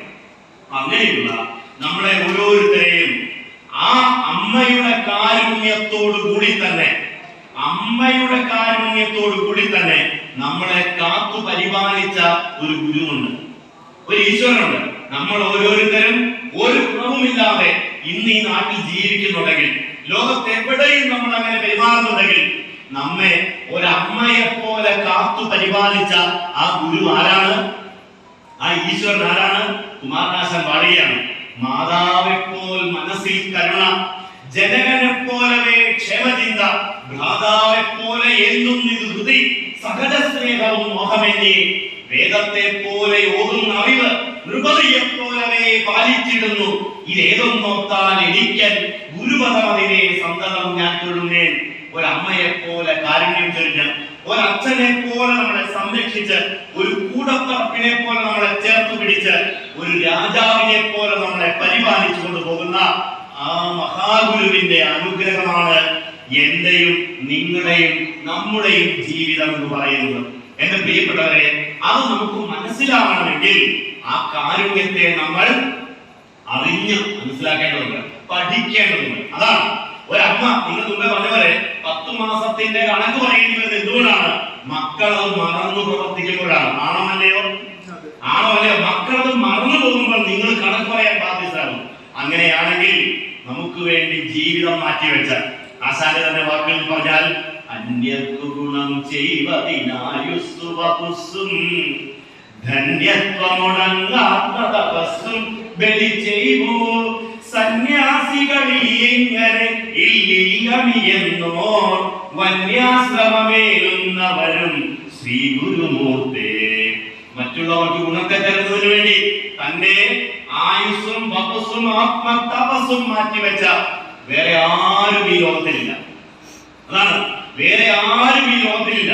അങ്ങനെ ഒരു ഗുരുവിന്റെ അനുഗ്രഹമാണ് എന്റെ ജീവിതമെന്ന് തിരിച്ചറിയില്ലെങ്കിൽ നമുക്ക് ആ തിരിച്ചറിവുണ്ടാക്കി എടുക്കലാണ് ഇവിടെ നടക്കേണ്ടത്. ആ തിരിച്ചറിവിലേക്ക് നമ്മളെ നയിക്കലാണ് ഇവിടുത്തെ ഓരോ പരിപാടികളുടെയും ഉദ്ദേശം, ലക്ഷ്യം എന്ന് പറയുന്നത്. പ്രഭാഷണത്തിന്റെ സ്ഥാനത്ത് ഒരു നല്ല ഗാനമേള ഉണ്ടായിരുന്നെങ്കിലോ എത്ര പേര് കണ്ടേ? ഇവിടെ ആയിരക്കണക്കിന് ആളുകൾ കൂടുമായിരുന്നു. ഒരു പക്ഷേ നിങ്ങളെക്കാളേറെ നിങ്ങളുടെ വീട്ടിലെ ആൺമർമ്മന്മാരും ആൺമക്കളിലൂടെ കാണുമായിരുന്നു. ഉണ്ടാവുകയോ? ഉണ്ടാവും. കാരണം എന്താ? അവര് പറയാം, അമ്മ വീട്ടിൽ ഇരിക്കൂ, ഗാനമേള എന്ന് നിങ്ങൾക്ക് കേറുന്നതല്ല, ഞങ്ങൾ വീട്ടിൽ വരാം എന്ന് പറഞ്ഞത്. പക്ഷെ ഇന്ന് പ്രഭാഷണം കേട്ടുകൊണ്ട് അവരെന്താ പറഞ്ഞേ? നീ പൊക്കോ, നീ വന്നില്ലേലും കുഴപ്പമില്ല, എപ്പോഴെങ്കിലും വന്നിച്ചാൽ മതി. കാരണം ഇതൊക്കെ പ്രായം നിങ്ങളൊക്കെ ഉള്ളവർക്ക് ചേർന്ന കാര്യങ്ങൾ. ഇതാണ് നമ്മുടെ വിചാരം. അപ്പൊ നോക്കൂ പ്രിയപ്പെട്ടവരെ, നമുക്ക് ഗുരുവിലേക്ക് അടുക്കാനുള്ള, ഗുരുവിനെ കൂടുതൽ ആഴത്തിൽ മനസ്സിലാക്കാനുള്ള വേദികൾ ഒരുക്കണം. ഞാൻ ആ ചോദ്യം ചോദിച്ചല്ലോ, എന്തിനാണ് നമ്മൾ മക്കളെ പഠിപ്പിക്കുന്നത്? മക്കളെ നമ്മൾ വിദ്യാഭ്യാസം ചെയ്യുന്നത് എന്തിനു വേണ്ടിയാണ്? ഒന്ന് പറഞ്ഞേ, ഇത് പറഞ്ഞേ. നല്ലൊരു ജോലി കിട്ടാൻ വേണ്ടി മാത്രമാണോ? പക്ഷെ സ്കൂളിലെ, ഇപ്പൊ ഞാനൊരു അധ്യാപകനാണ്, ഞാൻ എന്റെ സ്കൂളിലെ പിള്ളേരുടെ ഇത് തന്നെ പറയുന്നത് എന്താ? എനിക്ക് പഠിക്കണം, നല്ലൊരു ജോലി മേടിക്കണം. എന്തിനാണ് നമ്മൾ ജോലി മേടിക്കുന്നത്? നന്നായിട്ട് ജീവിക്കണം, അതല്ലേ? ആ വിദ്യാഭ്യാസ ലക്ഷ്യം അതാണ്. പക്ഷേ അങ്ങനെ പഠിച്ച് നല്ല ഡിഗ്രിയും ബിരുദവും ഒക്കെ എടുക്കുന്ന ആളുകൾ നന്നായിട്ട് ജീവിക്കുന്നുണ്ടോ? എല്ലാവരും ഉണ്ടോ? സാമ്പത്തികമായി ചിലപ്പോൾ അവർ അഭിവൃദ്ധി പ്രാപിച്ചിട്ടുണ്ടായിരിക്കാം. പക്ഷേ ജീവിതത്തിൽ ഈ സമ്പത്ത് മാത്രമാണോ എല്ലാത്തിന്റെ അടിസ്ഥാനം എന്ന് പറയുന്നത്? ആണോ? സമ്പത്ത് മാത്രമാണോ ജീവിതത്തിലെ സന്തോഷത്തിന്റെ അടിസ്ഥാനം എന്ന് പറയുന്നത്? ആണോ? സമ്പത്ത് ഉണ്ടെങ്കിൽ എല്ലാം ആയോ? ഇല്ല. നോക്കൂ, ഈ കഴിഞ്ഞ ദിവസം നമ്മൾ പത്രത്തിൽ വായിച്ചു. എന്താണ്? MBBS പഠിക്കുന്ന, MBBS കഴിഞ്ഞിട്ട് MD പഠിക്കുന്ന ഒരു പെൺകൊച്ച് പത്രത്തിൽ വായിച്ചത് നിങ്ങൾക്ക് അറിയാം. MBBS കഴിഞ്ഞ അടുത്ത അതിന്റെ പോസ്റ്റ് ഗ്രാജുവേഷൻ ചെയ്യുന്ന ഒരു പെൺകൊച്ച് കഴിഞ്ഞ ദിവസം ആത്മഹത്യ ചെയ്തു. പത്രത്തിൽ വായിച്ചില്ലേ? ആത്മഹത്യ കാരണം എന്തായിരുന്നു? ആത്മഹത്യ കാരണം 6 മാസമായിട്ട് അവള് പ്രണയിക്കുന്ന ഒരുത്തൻ അവളെ ഒരു പ്രത്യേക വാക്ക് പറയില്ല മലയാളത്തില്. എന്നെ അറിവാ നോക്കിക്കേ. അപ്പൊ തേച്ചിട്ട് പോയി, അതാ കാര്യം. നോക്കിക്കേ, MBBS വരെ ഒരു അച്ഛനും അമ്മയും എന്തോ ഒരു ത്യാഗം ചെയ്ത് കാണും. ഒരു അച്ഛനും അമ്മയും എത്ര കഷ്ടപ്പെട്ട് കാണും ഈ കൊച്ചിനെ. ഏതാ ഈ ഒരു പറയുന്ന പ്രായം തൊട്ട് പഠിപ്പിച്ച് MBBS വരെ എത്തിക്കാൻ ഒരച്ഛനും അമ്മയും ത്യാഗം എത്ര വലുതാണ്. എന്നിട്ട് അതെല്ലാം മറന്നിട്ട് ഇന്നലെ പരിചയപ്പെട്ട ഒരുത്തിന് വേണ്ടി സ്വന്തം ജീവിതം തന്നെ അവസാനിപ്പിച്ച് കളഞ്ഞപ്പോൾ ഡിഗ്രിയും ബിരുദവും മാത്രമാണോ ജീവിതത്തിന്റെ അടിസ്ഥാനം? ഡിഗ്രിയും ബിരുദവും മാത്രമാണോ ഒരു മനുഷ്യന്റെ പുരോഗതിയുടെ, വളർച്ചയുടെ അടിത്തറ എന്ന് പറയുന്നത്? മാത്രമാണോ? അല്ല, അത് മാത്രമല്ല. അപ്പൊ അറിവെന്ന് പറയുന്നത് കേവലം ഡിഗ്രികളും ബിരുദങ്ങളും നേടുന്നത് മാത്രമല്ല. അതിനപ്പുറത്ത് അറിവ് പൂർണ്ണമാകണമെങ്കിൽ അതിന്റെ കൂടെ ഒരു വാക്ക് കൂടി കൂടിച്ചേരണം, തിരിച്ചറിവ് എന്ന് പറയും. ഉണ്ടോ ഇല്ലയോ? തിരിച്ചറിവാണ്. അറിവ് മാത്രമല്ല, തിരിച്ചറിവും കൂടി ചേരുന്നതാണ് യഥാർത്ഥ വിദ്യാഭ്യാസം എന്ന് പറയുന്നത്. സമ്മതിക്കുന്നുണ്ടോ ഇല്ലയോ? അറിവ് മാത്രം പോരാ, തിരിച്ചറിവുള്ള ഒരു വിദ്യാഭ്യാസം. ഈ തിരിച്ചറിവ് എവിടുന്നാ കിട്ടുന്നത്? അത് എവിടെ കിട്ടും? പറഞ്ഞേ. നിങ്ങൾ നിങ്ങളുടെ മക്കൾക്ക് തിരിച്ചറിവ് ഉണ്ടാക്കാൻ എന്തൊക്കെ ചെയ്യുന്നുണ്ട്? ഇപ്പൊ ഇംഗ്ലീഷ് പഠിപ്പിക്കാൻ, കണക്ക് പഠിപ്പിക്കാൻ, കെമിസ്ട്രി, ഫിസിക്സ്, മലയാളം പഠിപ്പിക്കാൻ, BA, BSc, BCom പഠിപ്പിക്കാൻ, അതിനു വേണ്ടി എല്ലാം നിങ്ങൾ ചെയ്യുന്നുണ്ട്. ഈ നാട്ടിലെ ഏറ്റവും നല്ല സ്കൂളിൽ വിടുന്നു, ഏറ്റവും നന്നായി പഠിപ്പിക്കുന്നു. അതുകൊണ്ട് മാത്രം എല്ലാം ആയോ? എല്ലാം ആയിരുന്നെങ്കിൽ ഇങ്ങനെ സംഭവിക്കുന്നില്ല, അല്ലെ? നല്ല ഡിഗ്രിയുള്ള, നല്ല ബിരുദമുള്ള എത്രയോ ചെറുപ്പക്കാരാണ് ജീവിതത്തിൽ നിന്ന് എന്നേക്കുമായിട്ട് പടിയിറങ്ങി പോകുന്നത്, എന്നേക്കുമായിട്ട് ജീവിതം അവസാനിപ്പിച്ചു പോകുന്നത്, എന്നേക്കുമായിട്ട് മദ്യത്തിന്റെയും മയക്കുമരുന്നിന്റെയും ഇടയിൽപ്പെട്ട് സ്വയം ഇല്ലാതെയാകുന്ന എത്രയോ ആയിരങ്ങൾ നമ്മുടെ ചുറ്റുമുണ്ട്. അവർക്ക് പഠിപ്പില്ലാത്തവരല്ല. അപ്പൊ പഠിപ്പ് മാത്രം പോരാ, തിരിച്ചറിവും കൂടി ചേരുന്നതാണ് യഥാർത്ഥ വിദ്യാഭ്യാസം. നമ്മുടെ രാഷ്ട്രപിതാവായ മഹാത്മാഗാന്ധി പറഞ്ഞു, by education I mean an all-round drawing out of the best in child and man, body, mind and spirit. വിദ്യാഭ്യാസം എന്ന് പറഞ്ഞാൽ എന്താണ്? പുസ്തകം പഠിക്കൽ മാത്രമല്ല, നമ്മൾ പറയുന്ന ഒരു വായിച്ചു പഠിക്കേണ്ട അവസ്ഥ പറയുന്നത് പുസ്തകം പഠിക്കൽ മാത്രമല്ല വിദ്യാഭ്യാസം. എന്താണ്? Body, mind and spirit. ശാരീരികം, മാനസികം, ആത്മീയം, ഇത് മൂന്നും സമഗ്രമായിട്ട് നന്നാകുമ്പോഴാണ് വിദ്യാഭ്യാസം പൂർണ്ണമാകത്തുള്ളൂ. മനസ്സിലായോ? ശാരീരികമായ മാറ്റങ്ങൾ, ശാരീരികമായ വളർച്ച, അതിനുവേണ്ടി നിങ്ങൾ എന്താ മക്കൾ കൊടുക്കുന്നത്? നല്ല ഹോർലിക്സോ ബൂസ്റ്റോ ഒക്കെ കൊടുക്കും. പിന്നെ നല്ല എന്താ പറയുക ഫെയർ ആൻഡ് ലവ്ലി പോലെയുള്ള വസ്തുക്കൾ ഉപയോഗിച്ച് കുട്ടിയിടാൻ പഠിപ്പിക്കും. നല്ല രീതിയിൽ ജിമ്മിലൊക്കെ പോയി നല്ല ബോഡി ഉണ്ടാക്കുക, ഓട്ടം, ചാട്ടം, കളി ഒക്കെ നല്ലത് തന്നെ, അത് വേണമെന്നാണ്. ശരി, മാനസികമായ വളർച്ചയ്ക്ക് വേണ്ടി നിങ്ങൾ എന്താ ചെയ്യുന്നത്? നല്ല സ്കൂള്, നല്ല വിദ്യാഭ്യാസം, നല്ല ട്യൂഷൻ ഒക്കെ കൊടുത്ത് നല്ല ഡിഗ്രി ബിരുദങ്ങളൊക്കെ കൊടുക്കും. മൂന്നാമതൊരു കാര്യമുണ്ടല്ലോ, സ്പിരിച്വൽ എഡ്യൂക്കേഷൻ, ആത്മീയമായ വിദ്യാഭ്യാസം. അതിനുവേണ്ടി നിങ്ങൾ എന്ത് ചെയ്യുന്നു? ആത്മീയത എന്തിനു വേണ്ടിയാണ്? എന്തിനാണ് ആത്മീയത? ജീവിതത്തിൽ വരുന്ന ഏത് പ്രതിസന്ധികളെയും നേരിടാനുള്ള മനക്കരുത്ത് പറയുന്ന പേരാണ് ആത്മീയത എന്ന് പറയുന്നത്. മനസ്സിലാവുന്നുണ്ടോ? ജീവിതത്തിൽ ഉണ്ടാകുന്ന ഏത് പ്രശ്നങ്ങളെയും നേരിടാനുള്ള കരുത്തിന് പറയുന്ന പേരാണ് ആത്മീയത എന്ന് പറയുന്നത്. അപ്പോൾ നമ്മൾ അതൊഴികെ ബാക്കി എല്ലാം കൊടുക്കുന്നുണ്ട്, അതൊഴികെ ബാക്കി എല്ലാം ചെയ്യുന്നുണ്ട്. അപ്പോൾ യഥാർത്ഥത്തിൽ നമ്മുടെ കുഞ്ഞുങ്ങൾക്ക് ഏറ്റവും അനിവാര്യമായ ഒന്ന് തന്നെയാണ് ആത്മീയത എന്ന് പറയുന്നത്. ആ ആത്മീയതയിൽ നിന്നിട്ട് വേണം ഭൗതികമായ വിദ്യാഭ്യാസത്തെ കൊടുക്കാൻ. അങ്ങനെ കൊടുത്തിരുന്നെങ്കിൽ നിങ്ങൾ കണ്ടില്ലേ, കഴിഞ്ഞ വർഷം മാത്രം അവരെ ആത്മഹത്യ ചെയ്ത കുഞ്ഞുങ്ങളുടെ എണ്ണം 300-400 ആണ്. എനിക്കറിയാം, എന്റെ നാട്ടിൽ തന്നെ 1ാം ക്ലാസ്സിൽ പഠിക്കുന്ന ഒരു കുട്ടി ആത്മഹത്യ ചെയ്തു. 1ാം ക്ലാസ്സിൽ. എന്റെ കാര്യം അറിയാമോ? അച്ഛൻ പറഞ്ഞ് മൊബൈലിൽ നോക്കിക്കൊണ്ടിരിക്കുക, മോനെ വണ്ടി വരാറായി, മൊബൈൽ എടുത്ത് വെച്ചിട്ട് പോയി കുടിച്ച് റെഡിയാവാൻ പറഞ്ഞപ്പോ അവൻ അനുസരിച്ചില്ല. അച്ഛൻ ബലമായിട്ട് ആ മൊബൈൽ മേടിച്ചു വെച്ചു. മോൻ എന്ത് ചെയ്തു? കുളിമുറി കയറി വാതിലടച്ചു. പിന്നെ ഒരു അരമണിക്കൂർ കഴിഞ്ഞ് തട്ടി തുറക്കുമ്പോ ഒരു തോട്ടം വിട്ട് തൂങ്ങിയിരിക്കുന്നു. നിങ്ങൾ ചിന്തിക്കുന്നുണ്ടോ? 5 വയസ്സോ അല്ലെ 6 വയസ്സുള്ള ഒരു കുട്ടി ആത്മഹത്യ ചിന്തിക്കുന്നുണ്ടോ? ഇല്ല. 5ാം ക്ലാസ്സിൽ പഠിക്കുന്ന ഒരു കുട്ടി ആത്മഹത്യ ചെയ്തു. നമ്മൾ പത്രം വായിക്കുന്നില്ലേ? ഓരോ ദിവസവും ഇങ്ങനെ എത്രയെത്ര വാർത്തകൾ. എന്തേ നമ്മുടെ മക്കൾ ഇങ്ങനെ ഒരു ചെറിയ പ്രശ്നം ഉണ്ടായാൽ എന്തെങ്കിലും മറ്റെല്ലാം തീർത്തു കളയാമെന്ന് നമ്മുടെ മക്കൾ വിചാരിക്കാനുള്ള കാരണം എന്താണ്? കാരണം എന്താണ്? ഒറ്റ കാരണമേ ഉള്ളൂ, ഒറ്റ ഉത്തരമേ ഉള്ളൂ. ജീവിതത്തെ എങ്ങനെ നേരിടണം എന്ന് നമ്മൾ അവരെ പഠിപ്പിക്കുന്നില്ല. നമ്മൾ അവർക്ക് നല്ല ശരീരവും മനസ്സും കരുത്തുള്ള ഉദ്യോഗം കൊടുക്കും, നല്ല മസിൽ പവർ കൊടുക്കും, മൈൻഡ് പവർ കൊടുക്കുന്നില്ല. മസിൽ പവർ ആണോ മൈൻഡ് പവർ ആണോ ഏറ്റവും വലിയ പവർ? മസിൽ പവർ ആണോ മൈൻഡ് പവർ ആണോ? ഏതാണ് ഏറ്റവും വലിയ ശക്തി എന്ന് പറയുന്നത്? Mind power. ഈ മൈൻഡ് പവർ അതുകൂടി ചേരുമ്പോഴാണ് വിദ്യാഭ്യാസം പൂർണ്ണമാകത്തുള്ളൂ.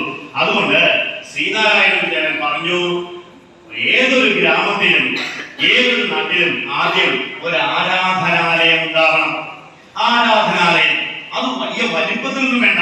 ഇപ്പൊ നിങ്ങളുടെ ഇവിടുത്തെ ഇതനുസരിച്ചാണെങ്കിൽ ഞാൻ പറയുന്ന ഇതുപോലെ ഒരു ചെറിയ ആരാധനാലയം മതി. അമ്പലത്തിന്റെ വലിപ്പത്തിലല്ലല്ലോ ദൈവത്തിന്റെ വലിപ്പം ഇരിക്കുന്നത്. ആണോ? അങ്ങനെയാണോ? ഇവിടെ ശ്രദ്ധിച്ചേ, അമ്പലത്തിന്റെ വലിപ്പത്തിലല്ലല്ലോ ദൈവത്തിന്റെ വലിപ്പം. യോജിക്കുന്നുണ്ടോ?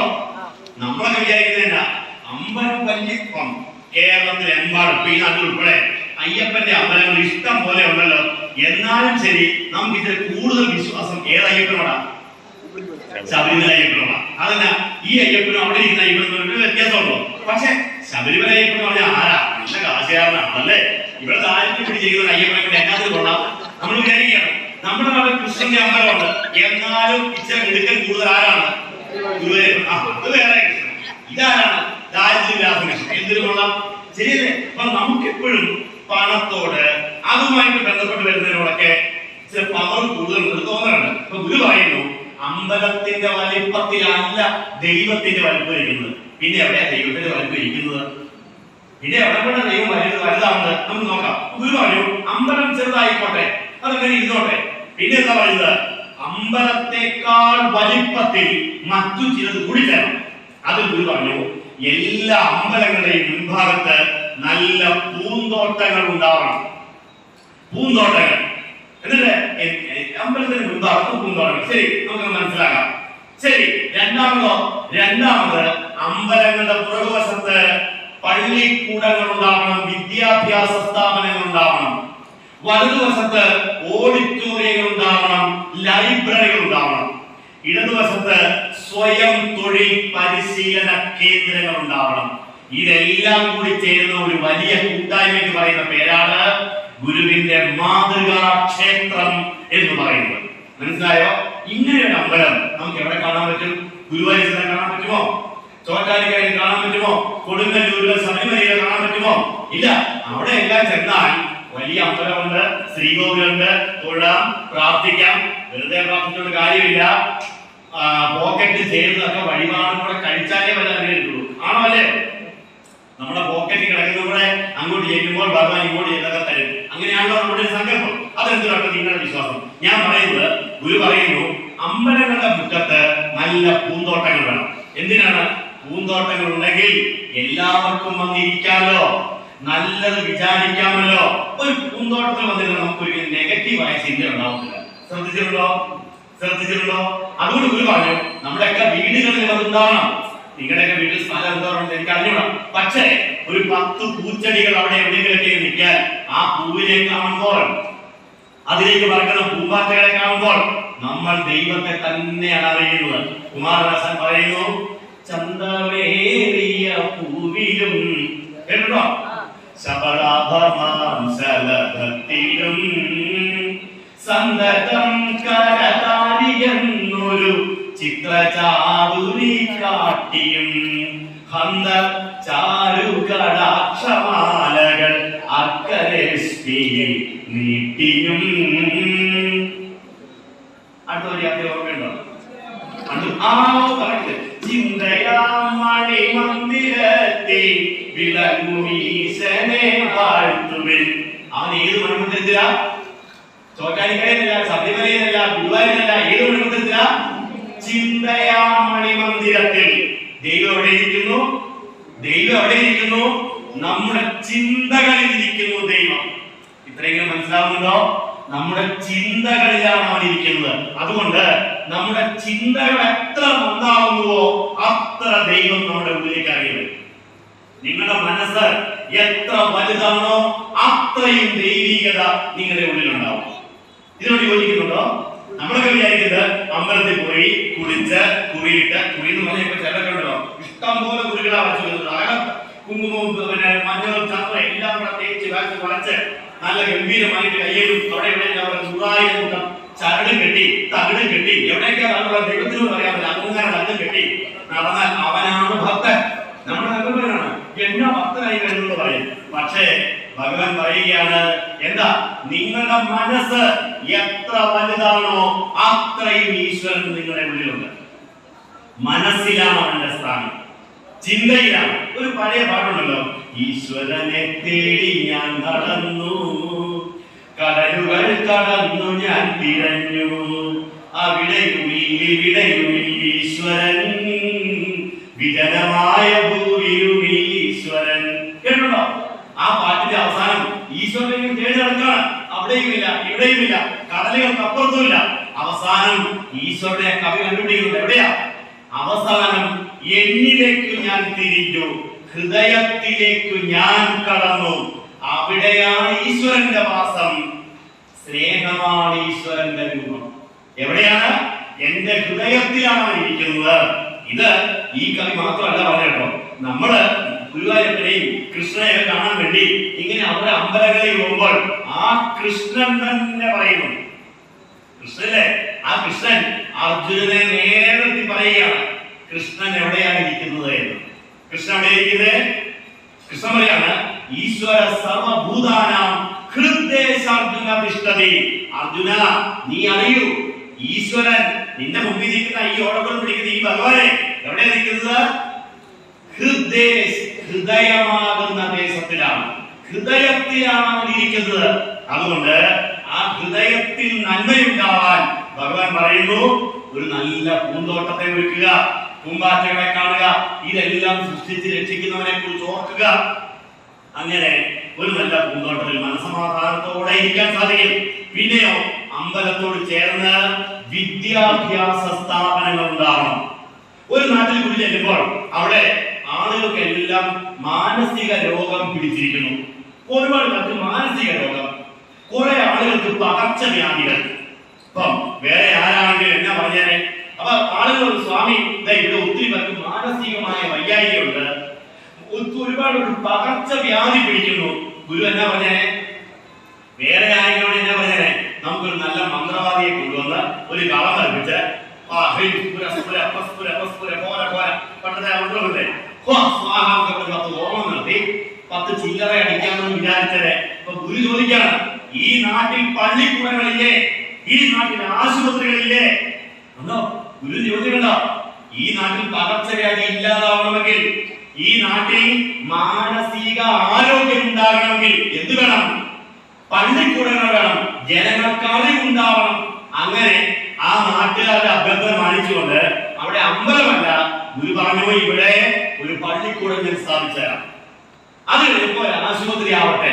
അങ്ങനെ ഒരു നാട്ടിലെ ജനതയെ മാറ്റിയെടുക്കണം. ഗുരു പറഞ്ഞു എല്ലാ നാട്ടിലും വിദ്യാലയം ഉണ്ടാവണം. ഗുരുവിന്റെ സങ്കല്പം ഇങ്ങനെയാണ്: പ്രധാന ദേവാലയം വിദ്യാലയമായിരിക്കണം, പ്രധാന ദേവാലയം വിദ്യാലയമായിരിക്കണം. അങ്ങനെ അമ്പലങ്ങൾ ഉണ്ടായി. പിന്നെ ഗുരു പറഞ്ഞു അതിനോട് ചേർന്ന് ഓഡിറ്റോറിയങ്ങൾ വേണം, ലൈബ്രറികൾ വേണം. ഇപ്പൊ നോക്കിയേ, ഈ ഒരു ഓഡിറ്റോറിയം ഇവിടെ ഉള്ളത് കൊണ്ടാണ് മഴയും വെയിലും മഞ്ഞും തണുപ്പും അടിക്കാതെ നിങ്ങൾ ഇരിക്കുന്നത്. ശരിയോ തെറ്റോ? ഉണ്ട്. പിന്നെ ഈ ഓഡിറ്റോറിയം ഉള്ളത് കൊണ്ടാണ് ഇങ്ങനെ ക്ലാസുകൾ വയ്ക്കാൻ പറ്റുന്നത്. ഈ ഓഡിറ്റോറിയം ഉള്ളത് കൊണ്ടാണ് നമുക്ക് ഇത്തരം നല്ല സത്സംഗങ്ങൾക്ക് ഇടയാവുന്നത്. അപ്പോൾ ഓഡിറ്റോറിയങ്ങൾ വേണം. പിന്നെയോ ലൈബ്രറികൾ വേണം. നമ്മുടെ പ്രസ്ഥാനത്തിൽ ലൈബ്രറി ഉണ്ട്, ലൈബ്രറികൾ വേണം. പക്ഷെ പുസ്തകങ്ങളെല്ലാം വളരെ വിഷമിച്ചിരിക്കുകയാണ്. കാരണം ഒരു ലേഖന്മാരും ചേച്ചിമാരും അങ്ങോട്ട് അടുക്കുന്നു പോലും ഇല്ല. കാരണം അവർക്കെല്ലാം അന്നദാനം കഴിഞ്ഞ് വീട്ടിൽ പോകാൻ താല്പര്യം. അതുകൊണ്ട് പുസ്തകങ്ങൾ ആകെ നിരാശയിലാണ്. അതുകൊണ്ട് പ്രിയപ്പെട്ടവരെ, ഗുരു പറഞ്ഞു അമ്പലത്തോട് ചേർന്ന് ലൈബ്രറി വേണം. അമ്പലത്തിൽ തൊഴിലിട്ട് പോകുന്നവർ നേരെ എങ്ങോട്ട് പോകണം? ലൈബ്രറിയിലേക്ക് പോകണമെന്ന് പറഞ്ഞു. ഇങ്ങനെ ഒരു ഗുരു ലോകത്ത് പറഞ്ഞിട്ടുണ്ടോ? വേറെ എവിടെയെങ്കിലും ഇങ്ങനെ ആരെങ്കിലും ലോകത്ത് ഇങ്ങനെ ഒരു ഗുരു നമ്മളെ ഉപദേശിച്ചിട്ടുണ്ടോ? അമ്പലത്തിൽ ഇറങ്ങി കഴിഞ്ഞാൽ ഇങ്ങോട്ട് ലൈബ്രറിയിലേക്ക്. അതുകൊണ്ട് ഞാൻ ഈ ക്ലാസ് ഒരു മെസ്സേജ് ആയിട്ട് പറയുന്നത് ഇങ്ങനെയാണ്: നിങ്ങളെല്ലാവരും ഈ ക്ലാസ്സിലുള്ള ഒരാശയത്തെ ഏറ്റെടുക്കാൻ ആഗ്രഹിക്കുന്നുണ്ടെങ്കിൽ ഇവിടെ വന്ന് ചതയപ്രാർത്ഥന കഴിഞ്ഞിട്ട് പോകുമ്പോൾ ഒരു പുസ്തകം കൂടി എടുത്തുകൊണ്ട് പോകണം. ആ പുസ്തകം വായിച്ച് ഒരു മാസം കഴിയുമ്പോൾ അത് ഇവിടെ വെച്ചിട്ട് അടുത്ത പുസ്തകമായിട്ട് പോകണം. ഉറപ്പായിട്ട് ഞാൻ പറയുന്നു, നിങ്ങളുടെ ജീവിതത്തിലെ എല്ലാ പ്രശ്നങ്ങളും അവസാനിക്കും. നിങ്ങൾക്ക് മനസമാധാനം ഉണ്ടാകും, സന്തോഷമുണ്ടാകും. പുസ്തകം വായിക്കുന്ന അമ്മയെ കാണുമ്പോൾ മക്കൾ കാലിൽ തൊട്ട് നമസ്കരിക്കും. കാരണം അവരുടെ അമ്മ അപ്പോഴാണ് ഭദ്രകാളിയുടെ സ്ഥാനത്ത് നിന്ന് സരസ്വതിയായിട്ട് മാറുന്നത്. ആണോ? അല്ലേ? ഇല്ലേ? അമ്മയെ വിശേഷിപ്പിക്കുന്നു ആദ്യം പറഞ്ഞല്ലോ. വായിച്ചു വളരുക, പ്രധാന ദേവാലയത്തിൽ ഇതുകൊണ്ട് തന്നെ. അങ്ങനെ ലൈബ്രറിയിൽ പോകണം, വായിക്കണം. പിന്നെ ഗുരു പറഞ്ഞത് ഒരു സ്വയം തൊഴിൽ പരിശീലന കേന്ദ്രങ്ങളും അമ്പലത്തോട് ചേർന്നുണ്ടാവണമെന്നാണ്. കാരണം എന്താ?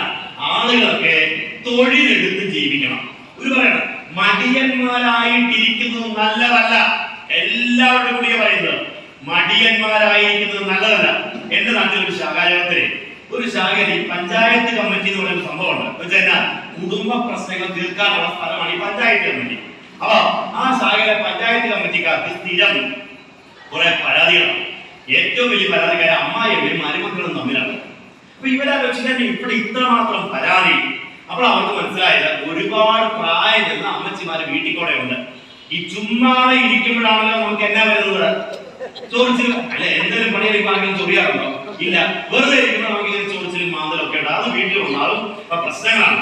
അപ്പൊ ഇങ്ങനെയാണ് ഈ കുടുംബ പ്രശ്നങ്ങൾ വർദ്ധിച്ചു വരുന്നത്. പല വീട്ടുകാരും ഒരു വീട്ടിൽ തന്നെ 2 അടുപ്പിൽ കഞ്ഞി വെക്കുന്നു, 3 അടുപ്പിൽ കഞ്ഞി വെക്കുന്നു. ആ പ്രശ്നമാണ്. ശാഖ കമ്മിറ്റി തീരുമാനിച്ചു ഇത് പരിഹരിക്കണം. ഉപദേശം കൊണ്ട് മാത്രം കാര്യമില്ല.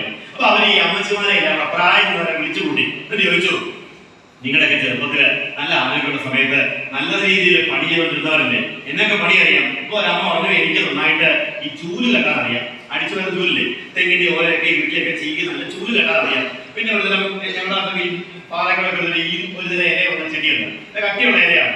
അത് വെച്ച് ഇങ്ങനെ ചീകി വൃത്തിയാക്കി കെട്ടി നല്ല നല്ല മനോഹരമായ ചൂല് കെട്ടാൻ അറിയാം. ശരി, അതൊരു 3-4 പേർക്ക് അറിയാം. വേറെ അമ്മച്ചി പറഞ്ഞു ഞാന് ധാരാളം അച്ചാർ ഉണ്ടാക്കുമായിരുന്നു, നല്ല അച്ചാർ ഉണ്ടാക്കാൻ എനിക്കറിയാം.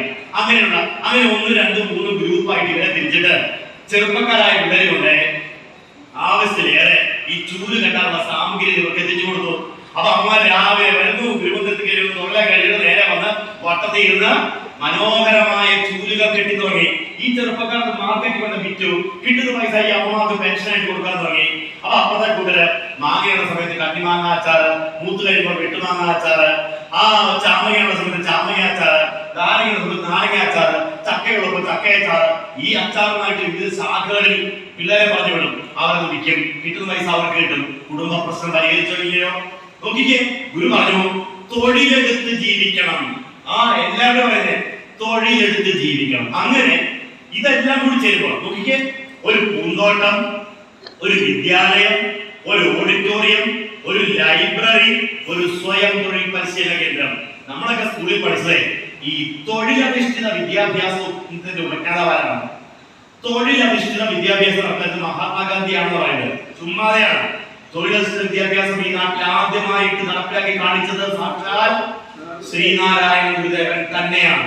Sivagiri free industrial and agricultural development centre എന്ന് പറഞ്ഞ സ്ഥാപനം ശിവഗിരിയിൽ അന്നത്തെ കാലത്ത് ഗുരു ആരംഭിച്ചിരുന്നു. സ്വാമി ഏണസ്റ്റ് കർക്ക് എന്ന് പറഞ്ഞ ഒരു സന്യാസിയായ സായിപ്പിനെയാണ് ഗുരു അതിന്റെ സാരഥ്യം ഏൽപ്പിച്ചു കൊടുത്തത്. ഇതെങ്ങനെ നടപ്പിലാക്കണം, എങ്ങനെ ഇതിനെ വിജയത്തിലേക്ക് കൊണ്ടുപോകണം എന്ന് പറഞ്ഞു കൊടുത്ത് പഠിപ്പിക്കാനായിട്ട് അവിടെ ശിവഗിരിയിലും ആലുവായിലും അരുവിപ്പുറത്തും ഉൾപ്പെടെ ഗുരു എവിടേക്ക് അമ്പലം വെച്ചിട്ടുണ്ടോ ആ അമ്പലത്തോട് ചേർന്ന് ഗുരു എന്ത് ചെയ്തു?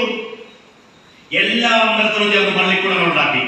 പിന്നെയോ എല്ലാ അമ്പലത്തോടും ചേർന്ന് ഈ പറയുന്ന തൊഴിലെടുക്കാനുള്ള ഒരു സമൂഹത്തെ പഠിപ്പിക്കാനുള്ള പാഠശാല ആരംഭിച്ചു. ശിവഗിരിയില് തുണി നെയ്യാൻ, നൂല് മുറുക്കാൻ, നൂല് ചായം കൊടുക്കാൻ, ചകിരി കൊണ്ട് പുതിയ പ്രോഡക്റ്റ് ഉണ്ടാക്കാൻ എന്ന് പറഞ്ഞാൽ ആളുകൾ ചുമ്മാതെ ഇരിക്കാൻ പാടില്ല, പണി ചെയ്ത് ജീവിക്കാൻ അവരെ പഠിപ്പിച്ചു. കുട്ടികളെ വിദ്യാഭ്യാസ കാലത്ത് തന്നെ പണിയെടുത്ത് ജീവിക്കേണ്ടതിന്റെ മഹത്വം ഗുരു മനസ്സിലാക്കി കൊടുത്തു. ഇതെല്ലാം കൂടി ചേരുമ്പോൾ ഒരു സമൂഹം നന്നാകുമോ ഇല്ലയോ എന്ന് പറഞ്ഞേ, ഒന്നും പറഞ്ഞേ. ഇതെല്ലാം കൂടി ചേരുമ്പോൾ ഓരോ കുടുംബങ്ങളും നന്നാവും. ആലോചിക്കേ, അതായിരുന്നു ഗുരുവിന്റെ മാതൃകാ ക്ഷേത്ര സങ്കല്പം എന്ന് പറയുന്നത്. അപ്പൊ ഇവിടെ ഞാൻ വരുമ്പോൾ കാണുന്ന ഈ കാഴ്ച എന്ന് പറയുന്നത് നോക്കിക്കേ, ഒരു മൂലയ്ക്ക് അതിന്റെ ഗുരുവിനെ അമ്പലം ഒരു മൂലയ്ക്ക് അങ്ങനെ ഇരുന്നോട്ടെ. ഒരു മൂലയിൽ അമ്പലമുണ്ട്, ഓഡിറ്റോറിയം ഉണ്ട്, വിദ്യാലയമുണ്ട്, ലൈബ്രറി ഉണ്ട്, ഒരു പൂന്തോട്ടം കുറച്ചുകൂടെ ഡെവലപ്പ് ചെയ്താൽ നന്നായിരിക്കും. അങ്ങനെ ഗുരുവിന്റെ ഒരു മാതൃകാ ക്ഷേത്രത്തിലാണ് SNECSന്റെ ഭാരവാഹികൾ നമ്മളിവിടെ ഒരു കുടുംബമായിട്ട് കൂടിച്ചേർന്നിരിക്കുന്നത്. ഒരു പക്ഷേ ഇത്ര ദീർഘവീക്ഷണത്തോടെ ഇതിനെ ആസൂത്രണം ചെയ്തവരാണ് എന്റെ മുന്നിൽ ഇരിക്കുന്ന നിങ്ങൾ ഓരോരുത്തരും. നിങ്ങളുടെ ഒപ്പം ഗുരുവില്ലെങ്കിൽ പിന്നെ ആരാ ഉള്ളത്? നിങ്ങളുടെ ഒപ്പം ഗുരുവിന്റെ കാരുണ്യമുണ്ട്. കാരണം നിങ്ങളാണ് ഗുരുവിന്റെ മാതൃകാ ക്ഷേത്രത്തിന്റെ സൃഷ്ടാക്കൾ എന്ന് പറയുന്നത്.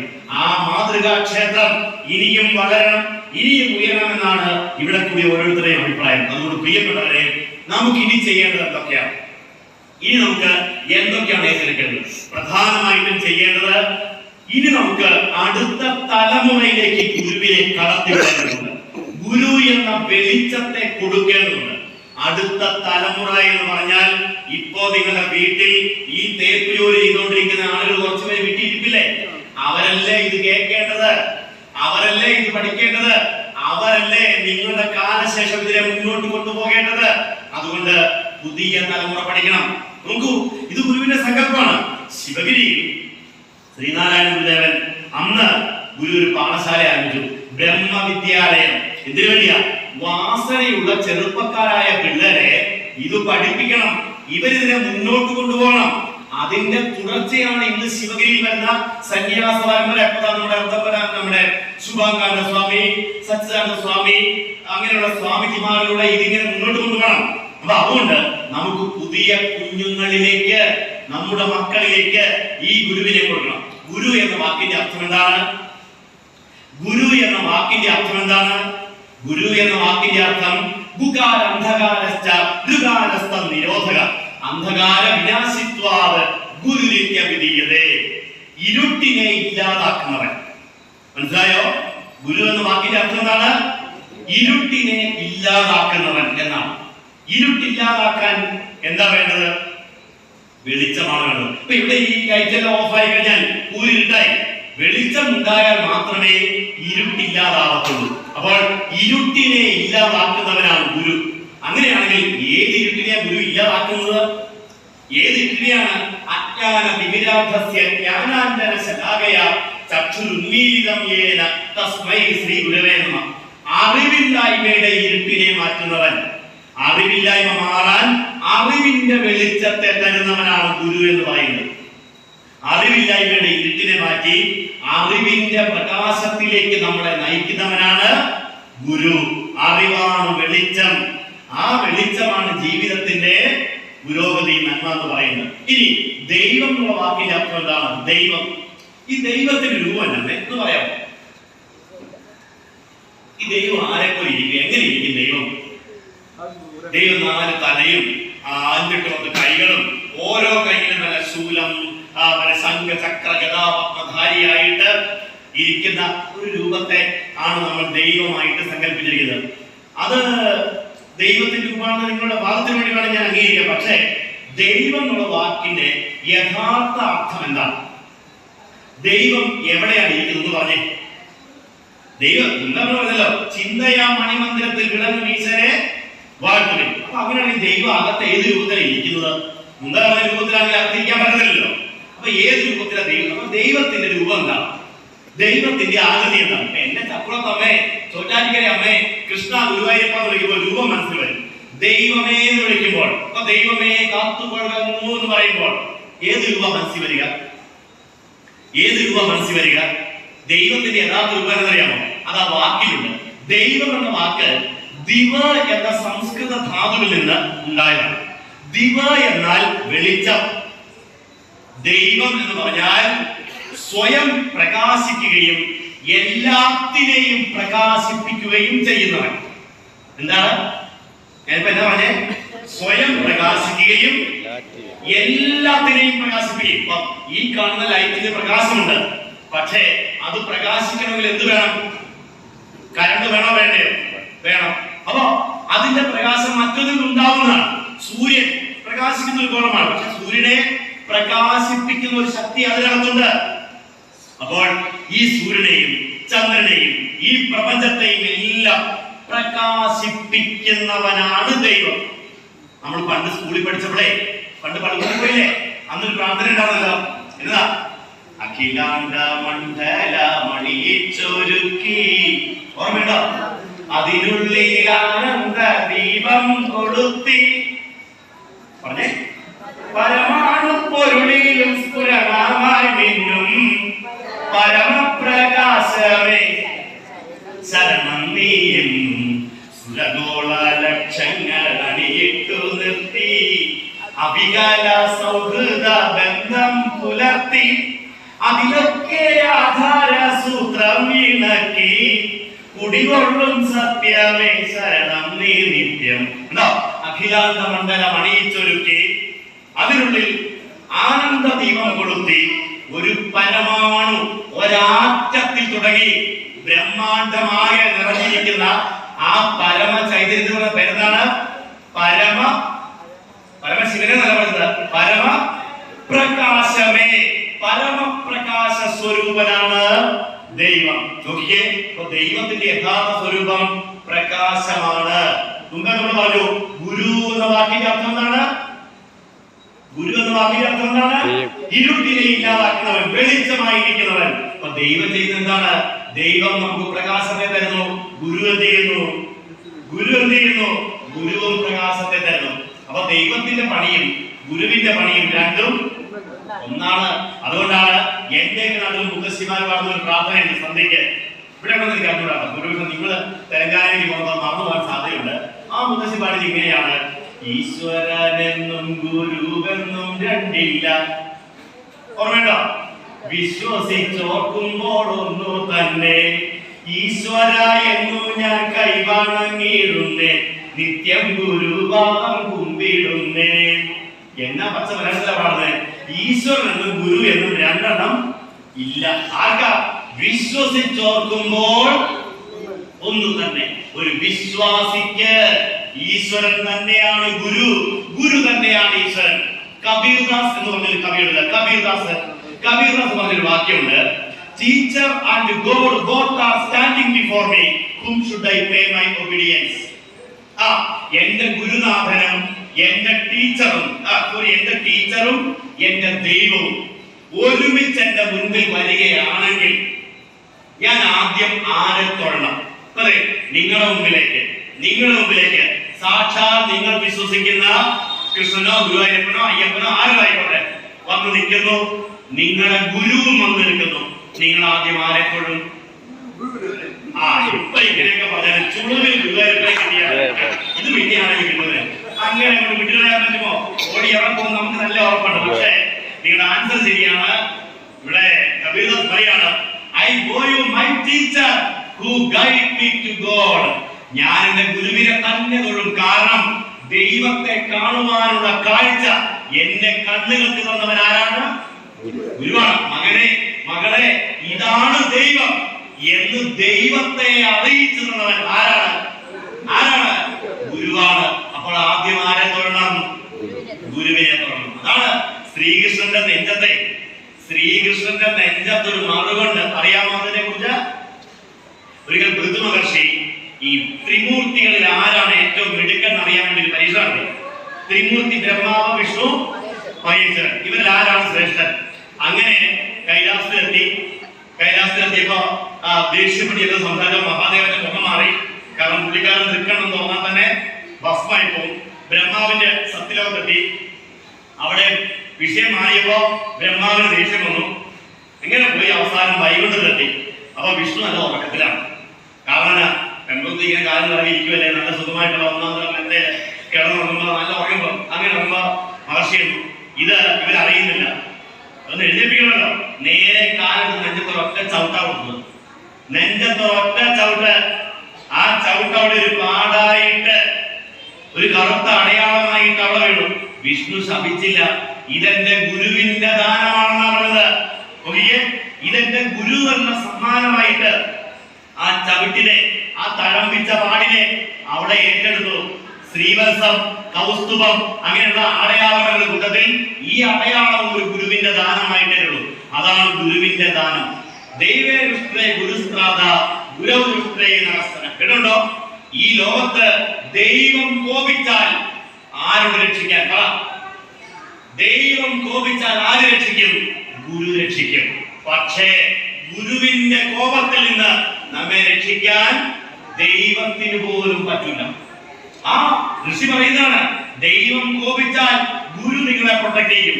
പക്ഷെ ഗുരു കോപിച്ചാൽ ദൈവം പോലും കൂടെ ഉണ്ടാവാനില്ല, സഹായിക്കില്ല. പറഞ്ഞു വരുന്നത് പ്രിയപ്പെട്ടവരെ, അപ്പോൾ ഗുരുവിന്റെ സ്ഥാനം അതാണ്. ഗുരുവിന്റെ ദൗത്യവും ദൈവത്തിന്റെ ദൗത്യവും വെളിച്ചത്തെ തരിക എന്നുള്ളതാണ്.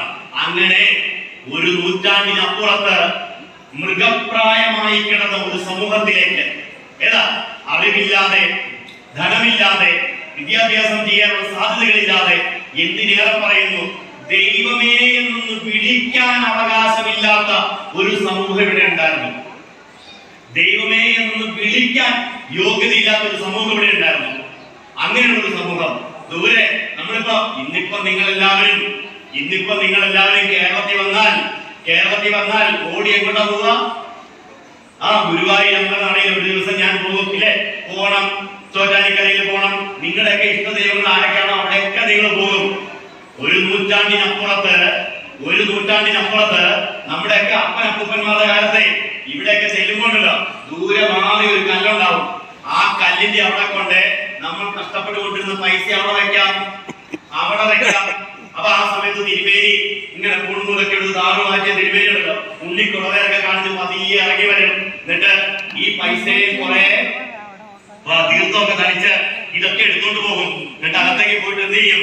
അകത്തേക്ക് പോയിട്ട് ഗോദാവരി സരസ്വതി നമ്മതേ സിന്ധു കാവേരി ജലേസ്മിൻ സന്നിധി ഗുരുദായി വിശ്വമുഖ്യായി സുധാസ്വാമനായി നാരായണി നമോദമായ എന്നൊക്കെ പറഞ്ഞ് ഈ കുറെ പൂവും ചന്ദ്രമൊക്കെ എടുത്തേക്ക് കൊണ്ടുവന്നിട്ട് എന്ത് ചെയ്യും? ഇതിങ്ങനെ നോക്കി നിൽക്കുന്ന കുറെ ആളുകളുണ്ടല്ലോ. ഈ ദൂരെ കാണുന്ന ആ ഒരു തിരുനാളം, ആ വിളക്കിന്റെ വെട്ടം കാണുമ്പോ ഭഗവാനെ എന്ന് വിളിച്ചിങ്ങനെ മാറി നിൽക്കുന്ന വിഭാഗമല്ലേ നിങ്ങളുടെ അപ്പൂപ്പന്റെ കാര്യം പറയുന്നത്. എന്നുവെച്ചാൽ നിങ്ങളുടെ അച്ഛന്റെ അച്ഛൻ അല്ലെങ്കിൽ അതിന്റെ അപ്പൻ കുട്ടിക്കോ അത്രേ ഉള്ളൂ പ്രായം. ആ കാലത്ത് അങ്ങനെ നിൽക്കുമ്പോൾ ഇങ്ങനെ ഉരുട്ടിക്കൊണ്ടുവരുന്ന ചന്ദനവും പൂവും ചേർത്തിട്ട് ഒരൊറ്റ ഏറ് വെച്ച് കൊടുക്കും. ആ എറിഞ്ഞു വീഴുന്ന ചന്ദനവും പ്രസാദവും നിലത്തു വീഴാതിരിക്കാൻ തോർത്തിൽ കിടക്കുന്ന തോർത്ത് കൊണ്ടെടുത്ത് കൊച്ചുകുട്ടികൾ മീൻ കോരി പിടിക്കുന്നത് പോലെ നിവർത്തി പിടിച്ച് പ്രസാദം മേടിക്കേണ്ടി വന്ന അപ്പൂപ്പന്മാരെ നിങ്ങൾ മറന്നു പോയേക്കരുത് കേട്ടോ. അന്ന് അവരുടെ കണ്ണീര് കാണാൻ ഇവിടെ ആരുണ്ടായിരുന്നു? പറ. അന്ന് നിങ്ങളുടെ തിരുമേനി അങ്ങനെ ചെയ്യരുതെന്ന് പറയാൻ ഏതെങ്കിലും ഭഗവാൻ ഇറങ്ങി വന്നോ? ഏതെങ്കിലും തമ്പുരാൻ ദൈവം ഇറങ്ങി വന്നോ? ഈ കാണിക്കുന്നത് തെറ്റാണ്, അവൻ എന്റെ ഭക്തനാണ്, ഇങ്ങോട്ട് കയറ്റി വിടുന്ന ഒരു അശരീരി എവിടെയെങ്കിലും ഉണ്ടായോ? ഇല്ല. അന്ന് ആ സമയത്ത് നിങ്ങൾ എന്തിനാ ഇങ്ങനെ വിഷമിക്കുന്നത്? നിങ്ങൾക്ക് ഏത് ദൈവത്തെയാ കാണേണ്ടത്? ഗുരു ചോദിച്ചു. അപ്പൊ പറഞ്ഞു, സ്വാമി ഞങ്ങൾക്ക് ശിവനെ കാണണം. വരാൻ പറഞ്ഞു. നെയ്യാറിന്റെ തീരത്ത്, നെയ്യാറ്റിക്കര അറിയാമോ? തിരുവനന്തപുരത്താണ് തലസ്ഥാനത്ത്. നെയ്യാറിന്റെ തീരത്ത് ഒരു വീടമൊരുങ്ങി. ഒരു ശിവരാത്രി 1888 കുംഭമാസത്തിലെ ശിവരാത്രി. ആളുകളെ നോക്കി നിൽക്കുകയാണ്. ഈ ഗുരു എന്തിനായി ഉദ്യമിക്കുന്ന ആർക്കും അറിയത്തില്ല. ഭഗവാൻ ഇങ്ങനെ ആശ്രമത്തിനകത്ത് കണ്ണടച്ച് ധ്യാനത്തിലാണ്. ഒരു പീഠം അവിടെയുണ്ട്, കുറെ കുരുത്തോലയൊക്കെ തൂക്കിയിട്ടുണ്ട്. ഇതെന്തിനാന്ന് ആർക്കും അറിയത്തില്ല. രാത്രി ഒരു 12 മണി സമയമായപ്പോൾ ആശ്രമത്തിന്റെ വാതിൽ തുറന്നു. ഗുരു പതിയെ പുറത്തേക്ക് വന്നു. നേരെ നെയ്യാറിലേക്കാണ് പോകുന്നത്. അപ്പൊ ആളുകൾ സ്വാമി കുളിച്ചില്ലാമോ ഇതുവരെ? ഈ നട്ടപ്പാതിലേക്കാണ് കുളിക്കുന്നത്. എന്തായാലും അവിടെ ചെന്നു. പതിയെ അവിടെ ഏറ്റവും വലിയ ആഴ്ചയുള്ള ഒരു കയമുണ്ട്. ഇന്നതിന് ശങ്കരൻകുഴി എന്ന് പറയും. അന്ന് ആ പേരൊന്നുമില്ല. ആ കുഴിയിലേക്ക് താഴ്ന്നിറങ്ങിപ്പോയി. ആളുകളൊക്കെ ഇപ്പൊ ഉയർന്നു വരും. നോക്കി നിൽക്കുകയാണ്. 1 മിനിറ്റായി, 5 മിനിറ്റായി, 10 മിനിറ്റായി, 15 മിനിറ്റായി. കാണുന്നില്ല ഗുരുവിനെ. ദൈവമേ, ഈ കയത്തിൽപ്പെട്ട് ഗുരു മരിച്ചു കാണുമോ? ഗുരു ഇല്ലാതായി പോകുമോ? ചിലരൊക്കെ നമശിവായ നമശിവായ നമശിവായ എന്ന് പറഞ്ഞുകൊണ്ട് പൊട്ടിക്കരഞ്ഞുകൊണ്ട് ഓം നമശിവായ എന്ന് പറഞ്ഞു ഇങ്ങനെ നോക്കി നിൽക്കുമ്പോൾ ഏതാണ്ട് ഒരു 45 മിനിറ്റ് കഴിഞ്ഞപ്പോൾ കടലിൽ നിന്ന് സൂര്യൻ ഉദിക്കുന്നത് പോലെ ഗുരു ആ കയത്തിൽ നിന്ന് ഉയർന്നു വന്നു. നെഞ്ചോട് ചേർത്ത് പിടിച്ച് ഒരു കല്ലുണ്ടായിരുന്നു. ഒരു ശിവലിംഗം പോലെ, ഒരു കോഴിമുട്ട പോലത്തെ ഒരു കല്ല്. ആ കല്ലുമായിട്ട് കയറി വന്ന് ആ പാലിടങ്ങളുടെ ആ പീഠത്തിലേക്ക് ഉയർത്തി വെച്ചു. ആ വെക്കുന്ന സന്ദർഭത്തിൽ ആളുകൾ ഇങ്ങനെ നോക്കിയിരിക്കുകയാണ്. ആളുകൾ ഇങ്ങനെ കണ്ണുനീർ വാർത്തുകൊണ്ട് പ്രാർത്ഥിക്കുകയാണ്. അങ്ങനെ നിൽക്കുമ്പോൾ അന്തരീക്ഷത്തിൽ നിന്ന് ഒരു പ്രകാശഗോളം താഴേക്ക് ഇറങ്ങി വന്നു. ആ പ്രകാശഗോളം ഈ ശിവലിംഗത്തിൽ ലയിച്ചതും ഗുരു ആ പാറയുടെ മുന്നിൽ പ്രതിഷ്ഠിച്ചതും ഒരുമിച്ച് കഴിഞ്ഞു. അന്നാണ് നമ്മൾ ആദ്യമായിട്ട് ആരെ കണ്ടത്?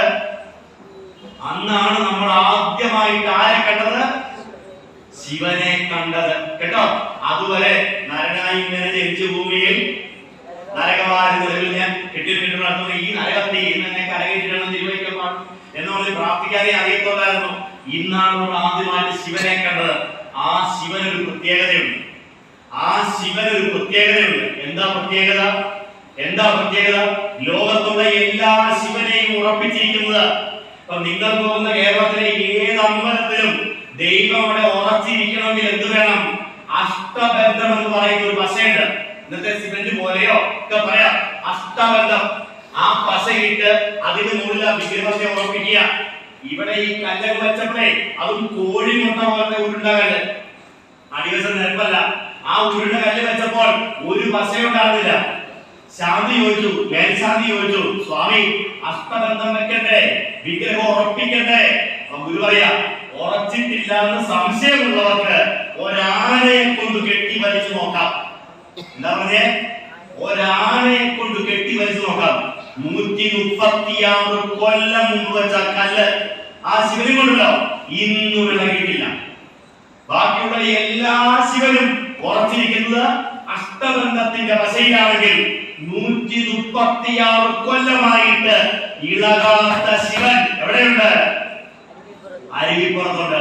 അതാണ് നമ്മുടെ ആദ്യത്തെ അപ്പൻ. മനസ്സിലായോ? വൈക്കത്തപ്പനും ഏറ്റുമലപ്പനും ഒക്കെ അത് കഴിഞ്ഞേ ഉള്ളൂ. നമ്മുടെ ആദ്യത്തെ അപ്പൻ ആരാണ്? അരുവിപ്പുറത്തപ്പനാണ്. ഈ മഹാദേവനാണ്. എന്റെ പ്രിയപ്പെട്ടവരെ, അത് കഴിഞ്ഞപ്പോൾ നമ്മൾക്ക് സുബ്രഹ്മണ്യനെ കാണണം. സുബ്രഹ്മണ്യനെ കോവളം കുന്നുംപാറയില് സുബ്രഹ്മണ്യനുണ്ട്, തലശ്ശേരിയിൽ ജഗന്നാഥനുണ്ട്, കോഴിക്കോട് ശ്രീകണ്ഠേശ്വരുണ്ട്. എവിടേക്കാണോ ഗുരു എത്തിയത്, എവിടേക്കാണോ ആളുകൾ സങ്കടം പറഞ്ഞത്, ആ സങ്കടങ്ങൾക്കെല്ലാം ഭഗവാൻ നിവൃത്തി വരുത്തി. അങ്ങനെ നമ്മുടെ ഇടയിൽ ആത്മീയമായ ഒരു സംസ്കാരത്തിന് അടിത്തറയിട്ടു. ഗുരു അതാണ് ആദ്യം നടത്തിയ പരിവർത്തനം. ജനങ്ങൾക്ക് നല്ല മനസ്സുണ്ടാവണം, നല്ല ചിന്തയുണ്ടാവണം, നല്ല വിശ്വാസം ഉണ്ടാവണം. അവിടെ അമ്പലം മാത്രമല്ല ചെയ്തത്, ആ അമ്പലത്തോട് ചേർന്ന് അവിടെ പ്രാർത്ഥിക്കാനുള്ള പ്രാർത്ഥനകളും ഗുരു തന്നു. നമുക്കൊക്കെ പ്രാർത്ഥിക്കാൻ വേണ്ട പ്രാർത്ഥനകളും എഴുതി തന്നു. നിങ്ങൾ രാവിലെ ചൊല്ലിയില്ലേ എത്രയോ മനോഹരങ്ങളായ പ്രാർത്ഥനകൾ, എത്രയോ മനോഹരങ്ങളായ കൃതികൾ. ഇപ്പൊ ശിവനെ കുറിച്ച് ശിവശങ്കര സർവശരണ്യ വിഭോ ഭവസങ്കടനാശന പാപി ശിവ കവി സന്തതി സന്തത മുന്തൊഴുമൻ ഭവനാടകമാടുമരും പൊരുളേ. ശിവപ്രസാദ പഞ്ചകം എന്ന് പറയും. അതുപോലെ ശിവനെ കുറിച്ച് അതിമനോഹരമായിട്ട് വർണ്ണിക്കുന്ന ബ്രഹ്മമുഖാമരവന്ദിതലിംഗം ജന്മജരാമരണാന്തകലിംഗം കർമ്മനിവാരണ കൗശലലിംഗം തന്മൃദുപാദു ചിദംബരലിംഗം. ചിദംബര അഷ്ടകം പോലെയുള്ള രാവിലെ നമ്മൾ പറയുന്നില്ലേ, അഴകൊടു ഭാരത യുദ്ധമത്തിയിന്മേൽ മുഴുചെവിയൻ മുറിക്കൊമ്പു കൊണ്ടു മുന്നം എഴുതി നിറച്ചെളിയോർക്കിണങ്ങി നിൽക്കും മുഴുമുതലാകിയ മൂർത്തി കാത്തുകൊള്ളുക ശിവ. ശതകം പോലെയുള്ള അതിഗംഭീരങ്ങളായ പ്രാർത്ഥനകൾ ഗുരു എഴുതുന്നു. ഇനി ഒരു കാര്യം കൂടി പറഞ്ഞേക്കാം, ഗുരു എഴുതിയ പ്രാർത്ഥനകൾക്ക് മറ്റു പ്രാർത്ഥനകളിൽ നിന്നൊരു വ്യത്യാസമുണ്ട്. എന്നാന്നറിയാമോ? മറ്റിപ്പം നമ്മൾ എഴുതുന്ന കൃഷ്ണ കൃഷ്ണ മുകുന്ദ അജനാഥന കൃഷ്ണ ഗോവിന്ദ നാരായണ ഹരേ അച്യുതാനന്ദ ഗോവിന്ദ മാധവ. നമ്മുടെ എന്താണ് ഒരു അമ്മച്ചി ഒരു ദിവസം ഒരു ശാന്തിക്കാരനെ വന്നു കണ്ട് പറയണം, ശാന്തി എനിക്ക് പ്രാർത്ഥനയിലും ഈ അടുത്ത കാലത്തായിട്ട് മനസ്സിൽ ഒരു സമാധാനം കിട്ടുന്നില്ല. അപ്പോ ശാന്തിയോട് ഈ 19 വയസ്സായ അമ്മച്ചിക്ക് ഇത് എല്ലാത്തിന്റെ കേട്ടാണ്, നിങ്ങൾക്ക് എല്ലാത്തിന്റെ കുഴപ്പമാണ്? അത് ശാന്തി പ്രാർത്ഥിക്കാതിരിക്കുമ്പോഴാണ് മനസ്സിൽ അസ്വസ്ഥത. അതെന്നെ അസ്വസ്ഥത വരാൻ കാരണം രാവിലെ കുളിച്ച് കൃഷ്ണ കൃഷ്ണ മുകുന്ദ അജനാഥന കൃഷ്ണ ഗോവിന്ദ നാരായണ ഹരേ അതുവരെ ഒരു കുഴപ്പമില്ല. അച്യുതാനന്ദ എന്ന് പറയുമ്പോൾ എല്ലാ കൺട്രോളും. ഏതച്യുതാനന്ദനാ മനസ്സിൽ വരുന്നത്? ഏതച്യുതാനന്ദനാ? ഇങ്ങനെ മസലിൽ പിടിച്ച ഒരാൾ വന്ന് മുമ്പ് എന്നാ പിന്നെ നാമം ചൊല്ലാൻ പറ്റുമോ? എന്നാ ഇനി അതുപോട്ടെ മുരളീധര മുകുന്ദ എന്ന് പറയുമ്പോൾ ഏത് മുരളി വരും? ഓണത്തിൽ പറയുന്ന മുരളിയല്ല, നിങ്ങൾക്കറിയാം. അപ്പൊ പറഞ്ഞു വന്നത് ഈ സാധാരണ പ്രാർത്ഥനയിൽ ഗുരുവിന്റെ പ്രാർത്ഥനയ്ക്ക് വ്യത്യാസമുണ്ട്. സാധാരണ പ്രാർത്ഥനയ്ക്ക് ആളുകൾ ഇങ്ങനെ കവികൾ വർണ്ണിച്ചെഴുതിയേക്കുന്നതാണ്. അവരിങ്ങനെ അവരുടെ ഭാവനയിൽ തോന്നുന്നത് വർണ്ണിച്ചങ്ങ് എഴുതിയിട്ടുണ്ട്, അത്രേ ഉള്ളൂ. ദക്ഷിണകാശിയ മർക്കരയിൽ എന്നൊക്കെ പാട്ടുകളാണ് പാടുന്നത്, വർണ്ണനകളാണ്. പക്ഷെ ഗുരു എഴുതിയതിന്റെ പ്രത്യേകത, ഗുരു ഏത് ദേവതയെ കുറിച്ചാണോ എഴുതിയത് ആ ദേവതയെ നേരിട്ട് കണ്ടിട്ടാണ് എഴുതിയത്. മനസ്സിലായോ? മനസ്സിലായോ? നേരിട്ട് കണ്ട എഴുതിയേക്കുന്നത്. ഉദാഹരണം പറഞ്ഞാൽ വാർണപ്പള്ളിയിലാണ് ഗുരു പഠിച്ചത്. കായംകുളംകാർ ആരൊക്കെയുണ്ട് ഇവിടെ? ആ വാർണപ്പള്ളി തറവാട്ടിലാണ് ഗുരു പോയി നിന്നത്. ഞാൻ സുവർമാസം കൂടെ ഈ കഴിഞ്ഞ ദിവസം ഗുരു പോയി പഠിച്ച ആ ചേവന്നൂർ കളരി അതിപ്പോഴും ഉണ്ട് കേട്ടോ. ശിവഗിരി മഠം ഏറ്റെടുത്ത് പുനർനിർമ്മിക്കുകയാണ്. ആ കളരി പോയി ഞങ്ങള്, അതൊരു വലിയ അനുഭവമായിരുന്നു. അപ്പൊ ചേവന്നൂർ കളരിയില് വാർണപ്പള്ളി നിന്നൊക്കെ പോയി പഠിച്ചത്. അപ്പൊ അവിടെ പഠിക്കുമ്പോൾ ഒരു ദിവസം ഗുരു പെട്ടെന്ന് ക്ലാസ്സിൽ നിന്നിട്ട് ഒറ്റ ഓട്ടം. ആശാനും ശിഷ്യന്മാരും ഉമ്മൻപള്ളി രാമൻപിള്ള ആശാൻ, രാമൻ പിള്ള പേര് മറന്നുപോയേക്കരുത്, പഠിപ്പിക്കുന്ന ആശാന്റെ പേരാണ്. ഈ കുട്ടിക്ക് തന്നെ പറ്റിയേ നോക്കി ദൂരെ ഒരു കൊച്ചു കുളത്തിന്റെ അടുത്ത് ഈ കുഞ്ഞിങ്ങനെ ബോധം കെട്ടു വരും. ഇവര് വന്ന് വെള്ളം തളിച്ച് എഴുന്നേൽപ്പിച്ചു. നാണു നമ്മളെ ഗുരുവിനെ വിളിക്കുന്നത്, എന്റെ കുഞ്ഞെ നീ എന്തിനാ ഇങ്ങനെ ഓടിയത്? എന്നാ പറ്റിയേ? എന്നതിനാ ഓടിയേ? അപ്പൊ ഗുരു പറയാണ്, ആശാനെ ദാ ഉണ്ണിക്കണ്ണൻ എന്നെ വന്ന് വിളിച്ചു കൈകാട്ടി, ആ കണ്ണന്റെ ഒപ്പം ഞാൻ ഓടി, കണ്ണനെ തൊടാൻ വേണ്ടിയാ ഓടിയത്. അപ്പൊ ആശാൻ ചോദിച്ചു, നീ കണ്ട ആ കണ്ണൻ എങ്ങനെ ഇരിക്കും? കാരണം നമ്മളൊക്കെ ഇങ്ങനെ ഓടക്കൊണ്ട് പിടിച്ചിങ്ങനെ നിൽക്കുന്ന അണേലേ ഉണ്ടല്ലോ, നീ കണ്ട ആ കണ്ണൻ എങ്ങനെയുണ്ട്? അപ്പൊ ഗുരു കണ്ടത് അവിടെ വെച്ച് പറയുകയാണ്, ഭൂയോ വൃത്തി നിവൃത്തയായി ഭുവനവും സത്തിൽ തിരോഭൂതമായി പീയൂഷധ്വനിലീനമായി ചുടലവും ശോഭിച്ചു ദീപപ്രഭ മായാ മൂടുപടം തുറന്ന് മണിരംഗത്തിൽ പ്രകാശിക്കും അക്കായാവിൻ മലർമേനി കൗസ്തുഭമണിഗ്രീവന്റെ ദിവ്യോത്സവം. ആശാനൊന്നും മനസ്സിലായില്ല. കുഞ്ഞെ കുറച്ചുകൂടെ തെളിച്ച് പറയാമോ?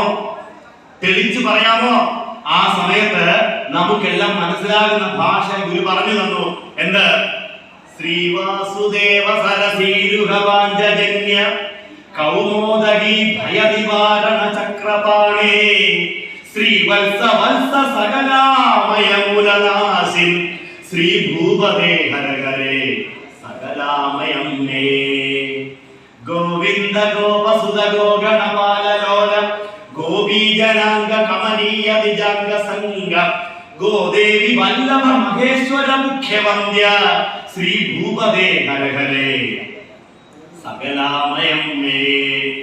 8 ഖണ്ഡിക വാസുദേവ അഷ്ടകം. ഉമ്മൻപിള്ളി രാമൻപിള്ളി ആശാൻ പറഞ്ഞു, ഇത് ശ്രീ മഹാഭാഗവതത്തിന്റെ സംഗ്രഹമാണ്. ഏത് പുസ്തകത്തിന്റെ? ഭാഗവതം. കണ്ടുണ്ടോ ഭാഗവതം? ഭാഗവത സപ്താഹ യജ്ഞം കൂടിയിട്ടുണ്ടോ? ഇവിടെ ഉണ്ടോ? അമ്പലത്തിലൊക്കെ ഉണ്ടോ? 7 ദിവസം കൊണ്ട് ഭാഗവതം വായിച്ചു തീർക്കുന്ന പരിപാടിക്ക് പറയുന്ന പേരാണ് ഭാഗവത. കേട്ടിട്ടുണ്ടോ ആരെങ്കിലും? കേട്ടിട്ടില്ല. കാരണം എന്നാ, നമ്മൾ ചെറുത് എപ്പോഴാണ് ചെന്നത്? വായനയുടെ സമയത്തല്ല, നമുക്ക് വല്ല കിട്ടുന്ന ഒരു സമയമല്ല. ആ സമയത്ത് എന്തോ കഴിച്ചു അവിടെ ഇരുന്ന് ആരോഗ്യം എന്തൊക്കെയോ വായിക്കുന്ന അത്ര തന്നെ. 7 ദിവസം കൊണ്ട് വായിക്കുന്ന പുസ്തകം 8×4 32 വരിയിൽ ഗുരു ഒതുക്കി തന്ന കൃതിയാണ്. ഏത്? വാസുദേവ അഷ്ടകം. അത് ചൊല്ലണ്ടേ വീട്ടില്? ചൊല്ലണോ വേണ്ടിയോ? ഇതാർക്ക് വേണ്ടിയാ തന്നെ? ഗുരു തന്റെ കൃതികളൊന്നും ഗുരുവിന്റെ ഭാവനാവിലാസങ്ങളല്ല, നമുക്ക് വേണ്ടി പ്രദാനം ചെയ്താണ്. അപ്പൊ പ്രിയപ്പെട്ടവരെ, നിങ്ങളൊരു സപ്താഹം, നിങ്ങളൊരു ഭാഗവതം, ഈ വരുമ്പോഴൊരു ഗ്രന്ഥമേ വായിച്ചു പഠിക്കുന്നതിന് തുല്യമായ എഫക്ട് ഉണ്ട്. ഏത് കൃതിക്ക്? വാസുദേവ അഷ്ടകം കൃതിക്ക്. അതുപോലെ അങ്ങനെ ഗുരു കണ്ടതിനെ എഴുതുക. ഗുരു ശിവനെ തപസ്സു ചെയ്തു പ്രത്യക്ഷപ്പെട്ടപ്പോൾ ആ ശിവൻ എങ്ങനെ ഇരിക്കും? പറഞ്ഞേ. ശിവൻ ഇങ്ങനെ ആനത്തോല് ഉടുത്ത് പുലിത്തോല് പുതച്ച് ത്രിശൂലൊക്കെ പിടിച്ച് കൈലാസ പർവ്വതത്തിന്റെ മുകളില് പാമ്പിനെയും ഒക്കെ ധരിച്ചിരിക്കുന്ന ശിവനെയല്ലേ നമ്മൾ കണ്ടുള്ളൂ, അല്ലെ? പക്ഷെ ഗുരു കണ്ട ശിവൻ എങ്ങനെയാണെന്ന് അറിയാമോ? ഗുരു കണ്ട ശിവൻ ഒരു കോടി ദിവാകരൊത്തുയരും പടി പാലൊടു നീരനലാദികളും കെടുമാറു കിളർന്നു വരുന്നൊരു നിൻ വടിവെന്നുമിരുന്നു വിളങ്ങിടണം. നിന്റെ ആ വടിവുണ്ടല്ലോ, ആ രൂപം എങ്ങനെയാ? 1 കോടി സൂര്യന്മാർ ഉദിച്ചു വരുന്ന പോലെയാണ്. എങ്ങനെ? ഒരു സൂര്യന്റെ വെളിച്ചം പോലും ഈ പ്രകൃതി കാണാൻ പറ്റുന്നിരിക്കെ ഭഗവാൻ കണ്ടത് 1 കോടി സൂര്യന്മാരുടെ പ്രകാശത്തോടു കൂടിയുള്ള ആ മഹാദേവനെ ഗുരു അനുഭവിച്ചു. എന്നിട്ട് നമ്മളോട് അക്ഷരങ്ങളിലൂടെ എഴുതി തന്നു, നിങ്ങളും പ്രാർത്ഥിച്ചോളൂ എന്ന് പറഞ്ഞു. പക്ഷെ നമ്മൾ പ്രാർത്ഥിക്കുമോ? നമുക്കിഷ്ടം ഏതാണ്? നരനായി ഇങ്ങനെ ജനിച്ചു പോകുമെങ്കിൽ നരകത ഞാൻ നരകത്തി എന്നിട്ട് നരകമല്ല മാറിയില്ല. ഇപ്പോഴും നരകത്തിൽ തന്നെ, ഇപ്പോഴും വളർന്നില്ലേ? മാറി കിട്ടിയ എനിക്ക് ആവശ്യമില്ല. ഞാൻ പറഞ്ഞതാണ് പ്രിയപ്പെട്ടവരെ, നേരിട്ട് കണ്ട് സാക്ഷാത്കരിച്ചാൽ അനുഭവം. ഇനി അതുപോലെ ദേവി അമ്മ, നിങ്ങളൊക്കെ കഴുത്ത് വലിയ ദാരികന്റെ തലയൊക്കെ ഇട്ട് ജട പിടിച്ച് ഇരിക്കുന്ന കാളിയെ കണ്ടുള്ളൂ. കാളിയെ ഗുരു സാക്ഷാത്കരിച്ച എങ്ങനെയാണ്? ശ്രീമത് ശങ്കരപാണി പല്ലവ കിരല്ലോലംബമാലോലസൻ മാലാലോല കലാപകാള കബരി ഭാരാവലി ഭാസുരീം കാരുണ്യാമൃതവാരിരാശിലഹരി പീയൂഷ വർഷാവലീം ബാലാമാം ലളിതാളകാമനുദിനം ശ്രീഭദ്രകാളീം ഭജേ. ഈ പ്രാർത്ഥനയുണ്ടല്ലോ, ഭദ്രകാളി അഷ്ടകം. ഗുരു പറയാണ്, ഈ പ്രാർത്ഥന രാവിലെ ചൊല്ലിക്കഴിഞ്ഞാൽ എന്തു പ്രയോജനം? ഗുരു പറയാം, ഈ പ്രാർത്ഥന വിശ്വാസത്തോടെ നിങ്ങൾ രാവിലെ ചൊല്ലിക്കഴിഞ്ഞാൽ ദേവി പാദപയോജ പൂജനമിതി ശ്രീഭദ്രകാള്യഷ്ടകം രോഗൗഘാഘനാനിലായിതമിതം പ്രാതപ്രഗേയ പഠൻ ശ്രേയ ശ്രീ ശിവകീർത്തി സമ്പദഖിലം സംപ്രാപ്യ സമ്പന്മയീം ശ്രീദേവി മനപായിനീം യതിമയൻ സ്വയം സുഖീ വർത്തതേ. ഈ പ്രാർത്ഥന രാവിലെ ചൊല്ലിയാൽ എന്തുണ്ടാവും? 2 കാര്യങ്ങൾ ഇല്ലാതെയാവും. എന്തൊക്കെയാ? 1, നിങ്ങളുടെ രോഗക്കൂട്ടങ്ങൾ ഇല്ലാതെയാവും. എന്താ പറഞ്ഞേ? രോഗക്കൂട്ടങ്ങൾ. ഗുരുവിനറിയാം നമ്മുടെയൊക്കെ അവസ്ഥ ഇപ്പൊ അങ്ങനെയല്ലേ, ഇങ്ങനെയല്ലേ? ആദ്യം ഒരു കൂട്ടുകാരൻ വന്നു. ആരാണ്? ഒരു 40-45 ആയപ്പോഴത്തേക്കും ഷുഗർ, ഭയങ്കര സന്തോഷമാണ് ഷുഗർ. പിന്നെ ഷുഗറിന് സന്തോഷം കൂട്ടാൻ വേണ്ടി ശരി, പിന്നെ ഓരോ നാട്ടിൽ കൊളസ്ട്രോള്, ഇനി വലിയ പറയാ അങ്ങനെ വന്നുകൊണ്ടിരിക്കുകയാണ് രോഗക്കൂട്ടങ്ങൾ. ഗുരു പറയുന്നു ഇത് ജപിക്ക്, രോഗക്കൂട്ടങ്ങൾ ഇല്ലാതെയാവും, നിങ്ങളുടെ പാപങ്ങളും ഇല്ലാതെയാവും. പറയുന്ന ആരാ? ബിജു പുളിക്കാരാണോ? ആരാ പറയുന്നേ? ഇത് എഴുതുന്ന ഗുരു, മഹാവൈദ്യൻ, വൈദ്യന്മാരുടെ വൈദ്യനാണ് പറയുന്നത്. ഇനി നിങ്ങൾക്ക് എന്തൊക്കെ കിട്ടും? എന്തൊക്കെ കിട്ടും? ശ്രേയ, നിങ്ങൾക്ക് ശ്രേയസ് ഉണ്ടാവും. ശ്രീ, നിങ്ങൾക്ക് ഐശ്വര്യം ഉണ്ടാവും. കീർത്തി, നിങ്ങൾക്ക് സൽപ്പേരുണ്ടാവും. ശിവം, നിങ്ങൾക്ക് മംഗളങ്ങൾ ഉണ്ടാവും. സമ്പത്ത്, നിങ്ങൾക്ക് ധനമുണ്ടാവും. ശ്രേയ, ശ്രീ, ശിവ, കീർത്തി, സമ്പത്ത്, അഖിലം സംപ്രാപ്യ. ഏത് പ്രാർത്ഥനയാ? അത് പോയോ? ഞാൻ കഴിഞ്ഞ ദിവസം ക്ലാസ്സിൽ പോവാണേ. അപ്പം വൈകിട്ട് വീട്ടിൽ ചെന്ന് പാതിരാത്രി സമയത്ത് ഫോൺ കോള്. ഒരു അമ്മച്ചിയാ, ഞാൻ ഇന്ന് സാറിന്റെ ക്ലാസ്സിലുണ്ടാകും. എന്നാ അമ്മച്ചി? അതോ ആ സൂക്കേട് നടന്ന പ്രാർത്ഥനയുടെ പേര് എന്ത്? എന്തൊരു ഭദ്രകാളി. ഒന്ന് ഇത് ഞാൻ 10 പൈസ മുടക്കില്ലോ നിങ്ങൾക്ക്. ഒന്ന് ചൊല്ലു നോക്കിക്കേ, നിങ്ങൾക്ക് എന്നും മാറ്റം വരുന്നത് അടുത്ത വർഷം നമുക്ക് കാണാൻ പറ്റുമെങ്കിൽ അന്ന് പറഞ്ഞേച്ചാൽ മതി. ഇനി നിങ്ങളുടെ മക്കൾ സ്കൂളിൽ പോകുന്നവരല്ലേ, അവർക്ക് തെളിഞ്ഞ ബുദ്ധി ഉണ്ടാവണ്ടേ, പഠിക്കുന്നവർക്ക് സരസ്വതിയുടെ കടാക്ഷം ഉണ്ടാവണ്ടേ, വേണോ? അതിനുവേണ്ടി ആ സരസ്വതിയെ ശിവഗിരി കുന്നിന്റെ ഓരത്ത് വെച്ച് ഭഗവാൻ ഇങ്ങനെ ദേഹത്ത് വെള്ളം ഒഴിച്ച് കുളിച്ചു നിൽക്കുമ്പോൾ നിൽക്കുന്നു ശാരദാ രൂപത്തിൽ. ശാരദ, ഗുരു സരസ്വതിയെ വിളിച്ച പേരാണ് ശാരദ. ആ ശാരദയെ 9 രത്നങ്ങൾ വെച്ചാ ഗുരു കുലിച്ചത്. നമ്മളൊക്കെ ചെണ്ടുമല്ലിമാലയും മുല്ലപ്പൂമാലയും കൊണ്ട് കുലിക്കുമ്പോൾ ഗുരു 9 രത്നങ്ങൾ കൊടുത്തു. ദേവിക്ക് പ്രിയപ്പെട്ട മാലയാണ്, ദേവിക്ക് ഏറ്റവും പ്രിയപ്പെട്ട രത്നമാല. അതിന്റെ പേരാണ് ജനനി നവരത്ന മഞ്ജരി. കേട്ടോ? ഒന്നായ മാമതിയിൽ നിന്നായിരം ത്രിപുടി വന്നാശുതൻ മതി മറന്ന് അന്നാദിയിൽ പ്രിയമുയർന്നാടലാം കടലിൽ ഒന്നായി വീണു വലയും. എന്നാശയം ഗതിപെറുന്നാഥ ഭൂമിയിൽ അമർന്ന വിലാപ പടരും ചിന്നാഭിയിൽ ത്രിപുടി എന്നാണറും പടികലർന്നാറിടുന്നു ജനനീ. ജനനീ നവരത്ന മഞ്ജരി. ഒന്ന് ചൊല്ലാൻ പറഞ്ഞേ, ഒന്ന് ചൊല്ലിക്ക. നിങ്ങളുടെ ഓർമ്മയിൽ, നിങ്ങളുടെ ബുദ്ധിയിൽ ഉണ്ടാകുന്ന മാറ്റം അനുഭവത്തിൽ അറിയാനാണ് പ്രിയപ്പെട്ടവരെ പറയുന്നത്. ഇതുപോലെ മനോഹരങ്ങളായ 65ഓളം കൃതികൾ ഗുരു നമുക്ക് തന്നിട്ടുണ്ട്. 65ഓളം കൃതികൾ. ഇത് പഠിക്കുമ്പോൾ, ഇത് ജപിക്കുമ്പോൾ ഗുരു നമ്മളിലേക്ക് ഇറങ്ങി വരും. കാരണം ഗുരു പറയുന്നു, നാം ശരീരമല്ല അറിവാകുന്നു. ശരീരം ഉണ്ടാകുന്നതിന് മുൻപിലും അറിവായി നാം ഉണ്ടായിരുന്നു. ഇനി ഇതൊക്കെയും ഇല്ലാതെ പോയാലും നാം ഇപ്രകാരം പ്രകാശിച്ചുകൊണ്ട് തന്നെയെങ്കിലും ഗുരു അറിവായിട്ട് നമ്മളിൽ പ്രകാശിക്കും. നിങ്ങൾ എത്രമാത്രം ഗുരുവിനെ അറിയാൻ ശ്രമിക്കുന്നുവോ അത്രമാത്രം ഗുരു നിങ്ങളിൽ എത്തിച്ചേരും. നിങ്ങൾ എത്രമാത്രം ഗുരുവിനെ അനുഭവത്തിലേക്ക് സാക്ഷാത്കരിക്കുന്നുവോ അത്രമാത്രം ഈ ഗുരു എത്തിച്ചേരും. പ്രിയപ്പെട്ടവരെ, ഗുരുവിനെ ചേർത്ത് പിടിച്ച ഒരാളും ജീവിതത്തിൽ വിഷമിക്കേണ്ടി വരില്ല. ഗുരുവിനെ അനുഭവത്തിൽ അറിയുന്ന ഒരാളും ജീവിതത്തിൽ തോറ്റുപോകത്തില്ല. ബോംബെയില് ഒരു വലിയ ബാങ്ക് ഉണ്ട്, ഭാരത് കോപ്പറേറ്റീവ് ബാങ്ക്. ആ ബാങ്കിന്റെ ഏത് നിലയിൽ ചെന്നാലും ശ്രീനാരായണ ഗുരുദേവന്റെ പൂർണ്ണകായ ചിത്രം നമ്മളെ സ്വാഗതം ചെയ്യും. അത് അവിടുത്തെ ബില്ലവ സമുദായത്തിന്റെ വകയാണ്.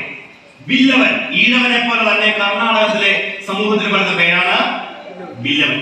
ഈ ബില്ലവ സമുദായം എങ്ങനെയാണ് നന്നായെന്ന് അറിയാമോ? ഇന്ത്യയിലെ ഏറ്റവും കരുത്തുള്ള ഒരു സമുദായമാണ് ബില്ലവ സമുദായം. എങ്ങനെയാണ് അവർ പഠിച്ചതെന്ന് അറിയാമോ നന്നായത്? ബില്ലവ സമുദായം ഒരു കാലത്ത് ഏറ്റവും അധപ്പതത്തിൽ കിടക്കുകയാണ്. അപ്പോ അവര് കേരളത്തിൽ വന്നു. ശ്രീനാരായണ ഗുരുദേവനെ കണ്ടു. സ്വാമി, ഞങ്ങളുടെ നാട്ടിലേക്ക് ഒന്ന് വരാമെന്ന് ചോദിച്ചു. വന്നൊരു അമ്പലം സ്ഥാപിച്ച് തരാമെന്ന് ചോദിച്ചു. അങ്ങനെ അവരുടെ അഭ്യർത്ഥന മാനിച്ച് ഗുരുദേവൻ കർണാടകത്തിലെ കുദ്രോളി എന്ന് പറയുന്ന സ്ഥലം, കുദ്രോളി മംഗലാപുരത്തിനടുത്താണ് കേട്ടോ, കുദ്രോളിയിലെ ഗോകർണനാഥ ക്ഷേത്രം സ്ഥാപിച്ചു കൊടുത്തു. ഗോകർണനാഥനെ പ്രതിഷ്ഠിച്ചു കൊടുത്തു. അങ്ങനെ ബില്ലവ സമുദായം അവിടെ നിന്ന് പടിപടിയായിട്ട് വളർന്നു വന്നു. അവരുടെ ഭക്തിയുടെ ഒരു അടയാളം കൂടി ഞാൻ പറയാം. അന്ന് ഗുരു ഈ പ്രതിഷ്ഠയ്ക്ക് വേണ്ടി ചെല്ലുമ്പോൾ ആയിരക്കണക്കിന് ആളുകൾ അവിടെയുണ്ട്. അവിടെ ഒരു കൊച്ചു പെൺകുട്ടി ഗുരുവിന്റെ അടുത്ത് വന്നിങ്ങനെ നോക്കി നിൽക്കുകയാണ്. ഭഗവാൻ ഇങ്ങനെ കാപ്പി കുടിക്കുകയാണ്.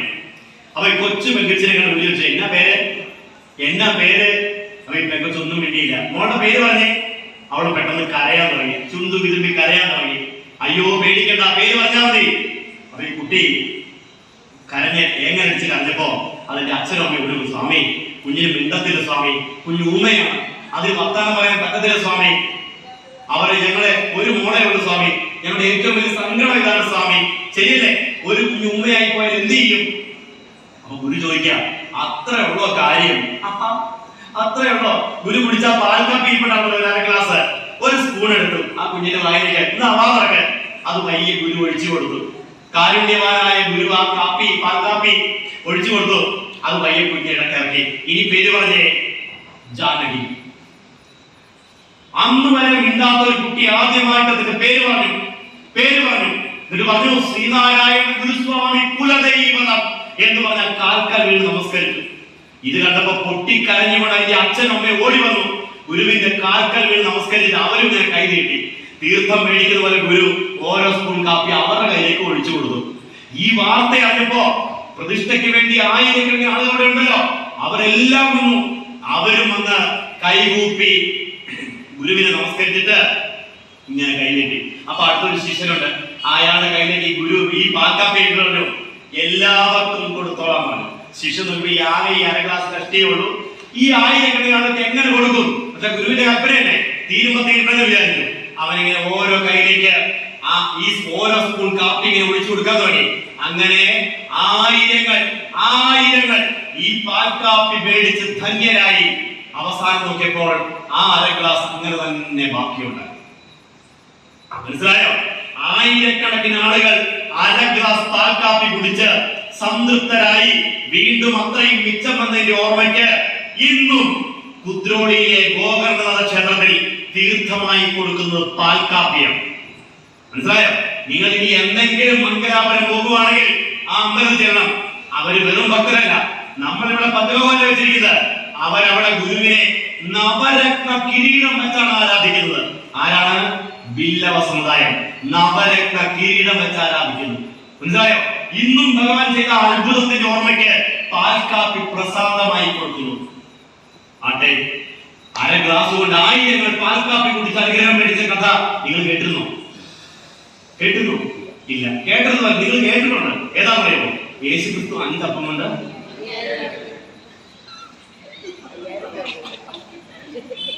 അറിയേണ്ടതൊന്നും അറിഞ്ഞില്ല, അതല്ലേ പറ്റിയത്. ഇപ്പോഴും അതിന്റെ ഓർമ്മയ്ക്ക് വേണ്ടി അവിടെ ഇങ്ങനെ ഇറങ്ങി ഇത് നടക്കുമ്പോ ഒന്ന് പോകാൻ കാണാൻ ബില്ലവ സമുദായം പറയും, ശ്രീനാരായണ ഗുരു കുടിച്ച പാൽക്കാപ്പി രക്തത്തിലുള്ളവരാണ് ഞങ്ങൾ. ബില്ലവനെ തോൽപ്പിക്കാൻ ആർക്കും പറ്റത്തില്ലെന്ന് പറയും. ബില്ലവനെ തോൽപ്പിക്കാൻ ഗുരുവിന്റെ കുലത്തിന്റെ കുടുംബക്കാരായിരിക്കുന്നത്. ഗുരുവിന്റെ രക്തമാണ് നമ്മൾ. എന്നിട്ട് എന്തേ നമ്മൾ പലപ്പോഴും തോറ്റുപോകുന്നു? ജീവിതത്തിലെ പ്രശ്നം വരുമ്പോൾ, പ്രതിസന്ധി വരുമ്പോൾ, ചെറിയ സങ്കടം വരുമ്പോൾ ഒരു മുഴം കയറി അത് തീർത്തേക്കണം വിചാരിക്കുന്നത് എന്തുകൊണ്ടാണ്? ഒരു തുള്ളി വിഷത്തിൽ അവസാനിപ്പിച്ചേക്കണം എന്തുകൊണ്ടാണ്? പ്രിയപ്പെട്ടവരെ, വേറൊന്നുമല്ല, ഈ ഗുരു തന്ന വെളിച്ചത്തെ ഏറ്റെടുക്കാൻ നമുക്ക് ഇനിയും സാധിച്ചിട്ടില്ല. ആ ഗുരുവിനെ ഏറ്റെടുത്താൽ ജീവിതത്തിലെ എല്ലാ ദുരന്തങ്ങളിൽ നിന്നും നമ്മൾ വഴിമാറി നടക്കും. ഭഗവാൻ ഇങ്ങനെ ഉള്ള കൈയിൽ നമ്മളെ ചേർത്ത് വെച്ചുകൊണ്ട് നടക്കും. അതുകൊണ്ട് എനിക്ക് നിങ്ങളുടെ അഭ്യർത്ഥന ഇതാണ്, നിങ്ങൾ ഗുരുവിനെ ഏറ്റെടുക്കണം. 1. 2, നിങ്ങൾ ഇത് ഏറ്റെടുത്തിട്ട് നിങ്ങളുടെ മക്കൾക്ക് കൊടുക്കണം. നിങ്ങളുടെ മക്കൾ ആദ്യമായി കേട്ട കഥകൾ ആര് പറഞ്ഞു കൊടുത്തതാ? നിങ്ങൾ പറഞ്ഞതാണ്.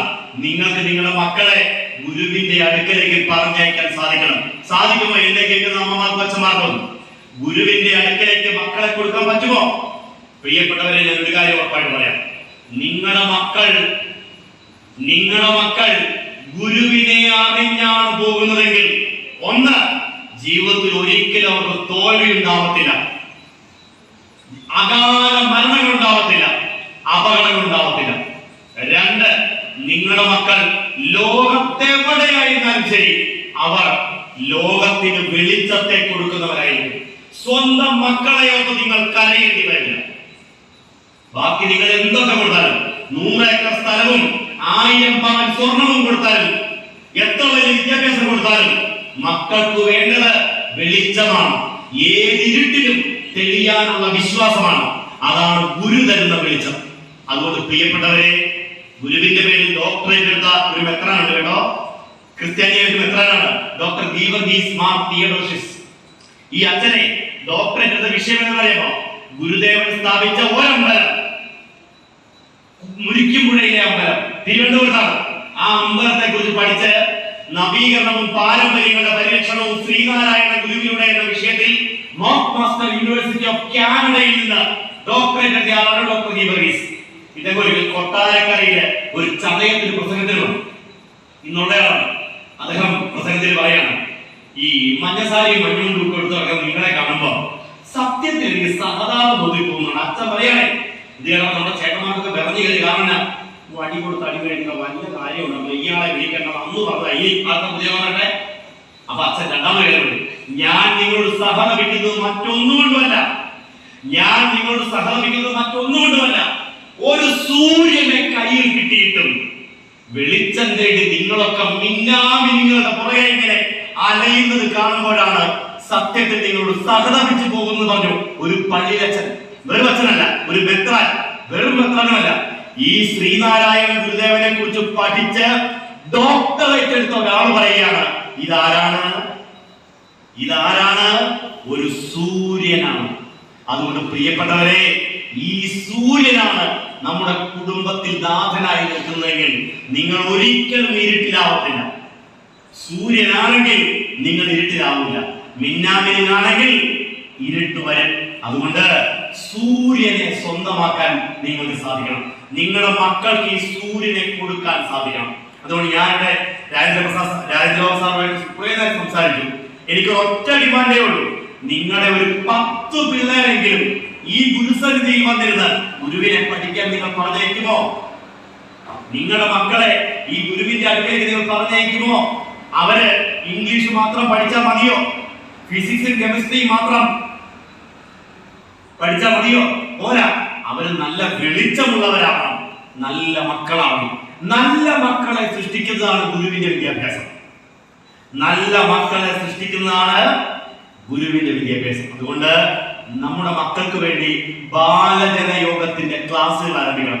ഒരാളെ ഉള്ളെങ്കിൽ പോലും നിങ്ങൾ എത്തി പഠിപ്പിക്കണം. അങ്ങനെ പഠിച്ച് വളരട്ടെ. നമ്മുടെ മക്കൾ ഗുരുവിനെ അറിഞ്ഞ് വളരട്ടെ. നമ്മുടെ കുടുംബത്തിലേക്ക് ഗുരു ഇറങ്ങി വരട്ടെ. ഗുരുവിന്റെ മനോഹരമായ ഒരു ഫോട്ടോ നിങ്ങളുടെ പൂജാമുറിയിൽ ഉണ്ടാവണം. എല്ലാ ദിവസവും അവിടെ വന്ന് എപ്പോഴെങ്കിലും ഒന്ന് ദൈവമേ കാത്തുകൊള്ളുക കൈവിടാതെ ഞങ്ങളെ എന്ന് ഗുരുവിന്റെ മുമ്പിൽ നിന്ന് പ്രാർത്ഥിക്കണം. നിങ്ങളൊരു യാത്ര പോകുമ്പോൾ ആ ഗുരുവിനോടൊന്ന് പറഞ്ഞിട്ട് പോകണം, കേരളത്തിൽ എന്ത് വന്നാലും ശിവഗിരി കുന്നിൽ പോകണം. നിങ്ങൾക്കറിയാമോ, നമ്മള് എന്താ പറയാ, ഒരു കാര്യം പ്രാർത്ഥിക്കാതെ തന്നെ അപാരമായ ശാന്തി നമുക്ക് തരുന്ന സ്ഥലമാണ് ശിവഗിരി, മഹാശിവഗിരി. അവിടെ ഗുരു അമ്മയായി തന്ന ശാരദാമ്മയുമുണ്ട്. മക്കളെ അവിടെ കൊണ്ട് കാണിക്കണം. മക്കൾ ഗുരുവിനെ അറിഞ്ഞു വളരട്ടെ, ഗുരുവിനെ പഠിച്ചു വളരട്ടെ. സർവോപരി ഗുരുവിന്റെ കാരുണ്യത്തെ നമുക്ക് ഏറ്റെടുക്കണം. ഈ ലോകം കണ്ട ഏറ്റവും വലിയ കാരുണ്യവാനാണ് ഗുരു. ഈ ലോകം കണ്ട ഏറ്റവും വലിയ കാരുണ്യവാൻ, ഒരു എറുമ്പിനെ പോലും നോവിക്കരുതേ എന്ന് പഠിപ്പിച്ച കാരുണ്യവാൻ. നമ്മള് വിശ്വസിക്കുന്ന ബാക്കി ദൈവസങ്കല്പങ്ങളെല്ലാം അവരുടെ ശക്തി കാണിച്ച എങ്ങനെയാണ്? രാമൻ ഈ ഭൂമിയിൽ അവതരിച്ച എങ്ങനെയാണ്? എന്തിനാ പറയേ? ശ്രീരാമനെ അവതരിച്ച എന്തിനാണ് അറിയത്തില്ലേ? രാവണനെ കൊല്ലാൻ. കാണി ഇതിനു വേണ്ടിയാ വന്നേ? ദാരികനെ കൊല്ലാൻ ആണോ അല്ലയോ? കൃഷ്ണൻ എന്തിനു വേണ്ടിയാ വന്നേ? കംസനെ കൊല്ലാൻ. അമ്മാനാണ് കംസൻ. എന്നോട് എന്റെ മരുമോനി കഴിഞ്ഞ പറയാ, മാമ എന്നെ കൃഷ്ണനെ ആക്കി മാറ്റിയേക്കുന്നത്. അമ്മാവൻ ഈ രീതിയിലാണെങ്കിൽ ഞാൻ അമ്മാവനെ കൊല്ലാൻ. അതുകൊണ്ടാണ് കേട്ടോ ഇവരെല്ലാം അവരുടെ ശക്തി തെളിയിക്കുന്നത് ശത്രുവിനെ കൊന്നിട്ടാണ്. ആണോ അല്ലയോ? അതുകൊണ്ടാണ് ഈ രണ്ടുപേരും വഴക്കൂടില്ലേ? നമ്മുടെ വഴക്കുണ്ടാവുമ്പോ ഈ വഴക്ക് രണ്ടിലും ഇങ്ങനെ തീർക്കണമെന്ന് നിങ്ങൾക്ക് ഈ കണ്ടു നിൽക്കുന്നവർക്ക് ഒരു ആഗ്രഹം ഉണ്ടെങ്കിൽ ഒരു മന്ത്രമുണ്ട്. എന്താ പറയുക? രാമ രാവണ കാളി ദാരിക ബാലി സുഗ്രീവ കീരി പാമ്പ് കടി എന്ന് പറയുന്ന നഖം കൂട്ടി വരസിയാ മതി. ചിലരൊക്കെ ഒന്ന് എഴുതിയെടുക്കാമായിരുന്നല്ലേ, പ്രയോജനമുണ്ടെന്ന്. രാമൻ രാവണനെ കൊല്ലാൻ, കാളി ദാനിയെ കൊല്ലാൻ, ബാലി സുഗ്രീവനെ കൊല്ലാൻ. നോക്കിക്കേ, ഇവിടെയാണ് ഗുരുവിന്റെ പ്രത്യേകത. ഗുരു പറഞ്ഞു, ശത്രുവിനെ കൊന്നാൽ ശത്രുക്കളുടെ എണ്ണം കൂടുവോ കുറയോ? കൂടും. ഗുരു പറഞ്ഞു, ശത്രുവിനെ അല്ല കൊല്ലേണ്ടത്, ശത്രുതയെ സംഹരിക്കണം. ശത്രുതയില്ലാതായ ശത്രു ഉണ്ടോ? അതുകൊണ്ട് ലോകത്ത് ഒരുപാട് ശത്രു സംഹാരമൂർത്തികളുണ്ട്. ശത്രുതാ സംഹാരമൂർത്തി ഒന്നേ ഉള്ളൂ. ഏതാണ്? ശ്രീനാരായണ ഗുരു. ആ ശത്രുതാ സംഹാരമൂർത്തിയെ ഏറ്റെടുക്കുമ്പോൾ നമ്മുടെ മനസ്സിൽ ശത്രുത ഇല്ലാണ്ടാവും, നമ്മുടെ മനസ്സിൽ അനുകമ്പയുണ്ടാവും, കാരുണ്യമുണ്ടാവും. ആ കാരുണ്യത്തിന്റെ ഉടമകളാകാൻ കഴിഞ്ഞാൽ ജീവിതം സന്തോഷകരമായി, പ്രിയപ്പെട്ടവരെ, സമാധാനപൂർണമായി. അതിന് നമുക്ക് ഒരുമിച്ച് പരിശ്രമിക്കണം. നമ്മുടെ കുഞ്ഞുങ്ങളിലേക്ക് ഈ കാരുണ്യത്തെ കൊടുക്കുവാനുള്ള ഒരു യജ്ഞം ഇന്നു മുതൽ ഇവിടെ തുടക്കം കുറിക്കട്ടെ എന്ന പ്രാർത്ഥനയോടെ, പ്രിയപ്പെട്ടവരെ, 1.5 മണിക്കൂർ സമയം കഴിഞ്ഞിരിക്കുന്നു. തൽക്കാലം ഇനിയെങ്കിലും ഞാൻ അവസാനിപ്പിച്ചില്ലെങ്കിൽ അതൊരു ശരിയാണെന്ന് എനിക്കറിയാം. പക്ഷേ ഈ വേദി എനിക്ക് വലിയ ആവേശവും ശക്തിയും ഊർജത്തെയും പ്രദാനം ചെയ്തു. അതിന്റെ കാരണം വേറൊന്നുമല്ല, ഒരാൾ പോലും വാച്ച് നോക്കുന്നില്ലായിരുന്നു, ഒരാൾ പോലും വായിക്കോട്ട വിട്ടില്ല, ഒരാൾ പോലും വാച്ച് നോക്കി എന്നെ കാണിച്ചു തരും. ഞാൻ കാണിച്ച ഇവിടെ മനസ്സിലാക്കിക്കോണം, ചെയ്തിട്ടില്ല. അതിന്റെ കാരണം ബിജു കുടിക്കലത്തിന്റെ പിടിക്കല്ല. അതിന്റെ കാരണം എന്താ? അവിടെ ആ ശ്രീകോവിലിലെ അറിവിന്റെ അവതാരമൂർത്തിയായ ഗുരു നമ്മുടെ കൂടെ ഇരിപ്പുണ്ട്. ആ ഗുരു നിങ്ങളുടെ ഉള്ളിൽ ഒരറിവിന്റെ തിരി വെച്ചിട്ടുണ്ട്, ഒരറിവിന്റെ തിരി തെളിച്ചിട്ടുണ്ട്. ആ തിരി കെട്ടുപോകാതിരിക്കട്ടെ എന്നാണ് എന്റെ പ്രാർത്ഥന. ചീർത്തിതിഞ്ഞൊളി തെളിഞ്ഞു പൊങ്ങി നെയ്വാർത്തിരായെങ്കിലും എരിഞ്ഞു മേൽക്കുമേൽ നേർത്തിരീശ മിഴിയഞ്ചിടുന്നതിൽ മൂർത്തി മുൻപു നിഴൽ നീങ്ങി നിൽക്കണേ. ആ മഹാഗുരു നിങ്ങളുടെ ഉള്ളിൽ ഒരു തിരി വെച്ചു. ഇല്ലെങ്കിൽ എന്നാ പറ്റിയേനെ? സ്റ്റേജിൽ വരുന്നതിന് മുമ്പ് ചിലരുണ്ട് എന്നെ അങ്ങോട്ട് വിളിക്കാൻ നോക്കും. എങ്ങനെ? ഇങ്ങോട്ട് വരാനും പറഞ്ഞു. അങ്ങനെ ആരും വിളിച്ചിട്ടില്ല കേട്ടോ. അങ്ങനെ വിളിക്കാതിരുന്നത് ഈ തിരി തെളിഞ്ഞത് കൊണ്ടാണ്. ആ തിരി ഇനിയും തെളിഞ്ഞുകൊണ്ടേയിരിക്കട്ടെ. വിളിച്ചാൽ വിളി കേൾക്കുന്ന ഒരു മഹാഗുരു, വിളിച്ചാൽ വിളി കേൾക്കുന്ന ഒരു നാഥൻ നമുക്കുണ്ട്, പ്രിയപ്പെട്ടവരെ. ആ നാഥനെ നിങ്ങൾ സമർപ്പിക്കൂ. ആ നാഥനെ നിങ്ങൾ കുടുംബത്തിന്റെ നാഥനാക്കി മാറ്റൂ. എല്ലാ സൗഭാഗ്യങ്ങളും നിങ്ങളെ തേടി വരും. ഞാൻ ആ പരമഗുരുവിന്റെ മുൻപിൽ എന്നെ കേട്ടുന്ന ഓരോരുത്തരെയും സമർപ്പിക്കുകയാണ്, പ്രാർത്ഥിക്കുകയാണ്. മഹാഗുരു നിങ്ങളെ അനുഗ്രഹിക്കട്ടെ. ജീവിതയാത്രയിൽ നിങ്ങളുടെ കൂടെ ഉണ്ടാവട്ടെ. ഓരോ കുടുംബങ്ങളിലും സമാധാനം ഉണ്ടാവട്ടെ, സന്തോഷം ഉണ്ടാവട്ടെ. നിങ്ങളെ അലട്ടുന്ന എല്ലാ സങ്കടങ്ങളും ഇല്ലാതെയാവട്ടെ. ഗുരു തരുന്ന വെളിച്ചത്തിൽ ഏത് അന്ധകാരങ്ങളും ഇല്ലാതെയാവട്ടെ. മഹാഗുരു നിങ്ങൾക്ക് എന്നും വെളിച്ചമായി, ഐശ്വര്യമായി, സമാധാനമായി, സന്തോഷമായിട്ട് കൂടെ ഉണ്ടാവട്ടെ. നിങ്ങളുടെ മക്കൾ നേരിന്റെ വഴിയെ സഞ്ചരിക്കട്ടെ. സ്വന്തം മക്കളെ അഭിമാനിക്കാൻ നിങ്ങൾക്ക് സാധിക്കട്ടെ എന്ന് മാത്രം പറഞ്ഞുകൊണ്ട്, അനുഗ്രഹിച്ചുകൊണ്ട്, ഇത്ര ശ്രദ്ധയോടെ ഇത് കേട്ടിരുന്ന ഓരോരുത്തരോടുമുള്ള നന്ദി വാക്കുകൾ അറിയിക്കുന്നു. ഈ SNECSന്റെ ഈ ധന്യമായ വേദിയിൽ എന്നെ ക്ഷണിക്കാനുള്ള മനസ്സ് കാണിച്ച പ്രിയപ്പെട്ട ഭക്തൻ സാറിനോടും അതുപോലെ വിജയൻ സാറിനോടും ഇതിനു വേണ്ടി ജീവിതം മാറ്റിവെച്ചിരിക്കുന്ന രാജേന്ദ്ര സാറിനോടും അതുപോലെ സുവർണകുമാർ സാറിനോടും നിങ്ങളോട് എല്ലാവരോടുമുള്ള നന്ദി വാക്കുകൾ അറിയിക്കുന്നു. എന്നെ ഫോണിൽ ആദ്യമായിട്ട് വിളിക്കുന്നത് നമ്മുടെ പ്രിയപ്പെട്ട ശ്രീ ജയകുമാറാണ്. ഇവരൊക്കെ വിളിക്കുമ്പോൾ എന്നെ വിചാരമുണ്ടല്ലോ എവിടെയൊക്കെ വെച്ച് കണ്ടുള്ളവരാണ്, നേരിട്ടുള്ള പരിചയമുള്ളവരാണ്. പക്ഷേ ഇവിടെ വന്നപ്പോഴാണ് ഞാൻ ആദ്യം വരുന്ന സ്ഥലമാണെന്ന് പോലും എനിക്ക് ഓർമ്മ വരുന്നത്. എന്തായാലും പ്രിയപ്പെട്ടവരെ, ഈ നല്ല കൂട്ടായ്മ ഇനിയും വലിയ കരുത്തോടെ വളരട്ടെ. എന്നോട് പലരും പറയേണ്ടായി, നമ്മുടെ സമുദായം എന്ന് പറയുന്നത് കടൽ തീരത്തെ മണ്ണ് പോലെയാണ്, ഇങ്ങനെ പിടിക്കുമ്പോൾ ഒരുമിച്ചിരിക്കും, വിട്ടാൽ ഉടനെ ചെതറിപ്പോകുന്നു. അതുകൊണ്ട് അതൊന്ന് ഉറപ്പിക്കണ്ടേ, ഈ കടൽ തീരത്തെ മണ്ണിനെ ഉറപ്പിക്കണ്ടേ? ഒറ്റ വഴിയേ ഉള്ളൂ, ഗുരുവാകുന്ന സിമന്റ് എടുക്കുക, ഗുരുഭക്തിയാകുന്ന വെള്ളം കൂടെ ചേർക്കുക. ഗുരുഭക്തിയാകുന്ന വെള്ളം ഒഴിച്ച് ഗുരുവാകുന്ന സിമന്റിനെ കുഴച്ച് ഈ മണലിനെ കൊണ്ട് ചേർത്ത് പിടിച്ചാൽ പിന്നെ ഒരിക്കലും അവൻ വിട്ടുപോകത്തില്ല. അതുകൊണ്ട് നമുക്ക് ഭക്തിയുള്ളവരാവാം, വിശ്വാസമുള്ളവരാവാം, ഗുരുവിനെ ചേർത്ത് പിടിക്കുന്നവരാവാം. അതിന് നിങ്ങൾക്ക് ഓരോരുത്തർക്കും കഴിയട്ടെ എന്ന് ആശംസിച്ചുകൊണ്ട്, പ്രാർത്ഥിച്ചുകൊണ്ട്, വീണ്ടും ഇതുപോലെയുള്ള ത്രിസന്ധ്യാ സമയങ്ങളിൽ കണ്ടുമുട്ടാൻ സാധിക്കട്ടെ. കഥയമമ കഥയമമ കഥകൾ അതിസാദരം കാത്തുസ്ഥലീലകൾ കേട്ടാൽ മതി വരാം. പറഞ്ഞാലും കേട്ടാലും മതിയാവാത്ത ആ ചരിത്രം ഇനിയും ഇനിയും ഇനിയും കേൾക്കാനും പഠിക്കാനും ഇടയാവട്ടെന്ന് പ്രാർത്ഥിച്ചുകൊണ്ട് എന്റെ എളിയ വാക്കുകൾ തൃപ്പാദങ്ങളിൽ സമർപ്പിക്കുന്നു. വിനീത പ്രണാമം.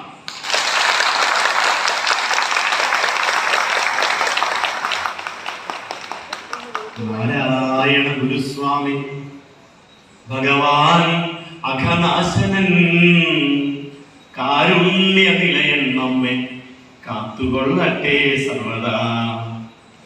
ഓം കായേന വാചാ മനസേന്ദ്രിയൈർവ ബുദ്ധ്യാത്മനോ വാ പ്രകൃതേ സ്വഭാവാത് കരോമി യദ്യത് സകലം പരസ്മൈ നാരായണായേതി സമർപ്പയാമി. ഓം ശ്രീ നാരായണായേതി സമർപ്പയാമി. സർവം ശ്രീ നാരായണായേതി സമർപ്പയാമി. ഓം പൂർണ്ണമദ പൂർണ്ണമിദം പൂർണ്ണാത് പൂർണ്ണമുദച്യതേ പൂർണ്ണസ്യ പൂർണ്ണമാദായ പൂർണ്ണമേവാവശിഷ്യതേ. ഓം ശാന്തി ശാന്തി ശാന്തി. ഓം തത്സത്. ശ്രീനാരായണ ഗുരുവർപ്പണമസ്തു.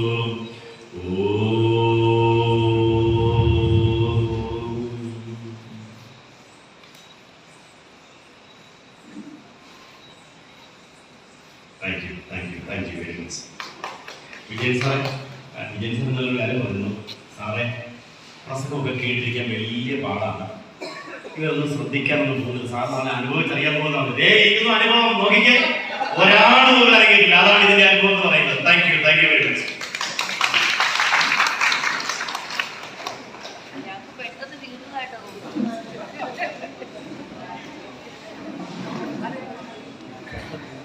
ഒന്നും പറയാനില്ല, ഒറ്റ വാക്ക് നന്ദി.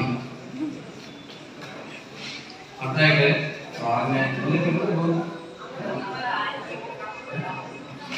കഴിഞ്ഞില്ല.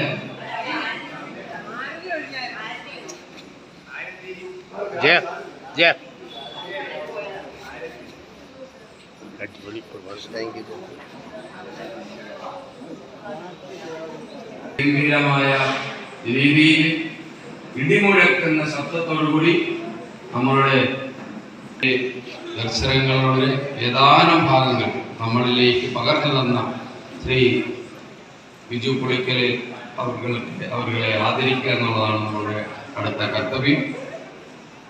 അതിനായി ഞാൻ രണ്ട് നമ്മളുടെ എല്ലാം സീനിയേഴ്സ് ആയിട്ടുള്ള രണ്ടുപേരെ വേദിയിലേക്ക് ക്ഷണിക്കുകയാണ്. നമ്മുടെ കാരണവർ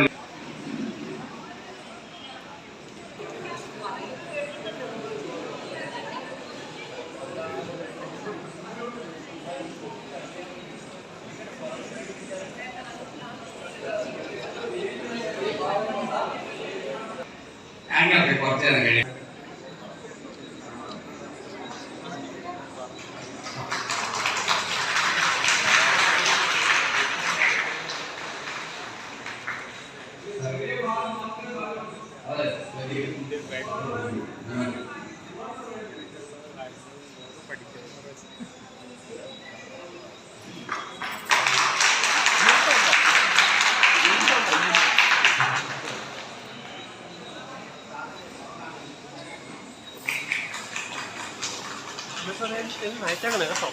സാംസ്കാരിക വിദ്യാഭ്യാസ ആത്മീയ രംഗത്ത് ശ്രീ നമ്മുടെയൊക്കെ മഹാനായ ആശങ്ക സാറിനെ ഞാൻ വീണ്ടും നമ്മുടെ സംഘടനയുടെ സ്നേഹപൂർവ്വം അറിയിക്കുകയാണ്.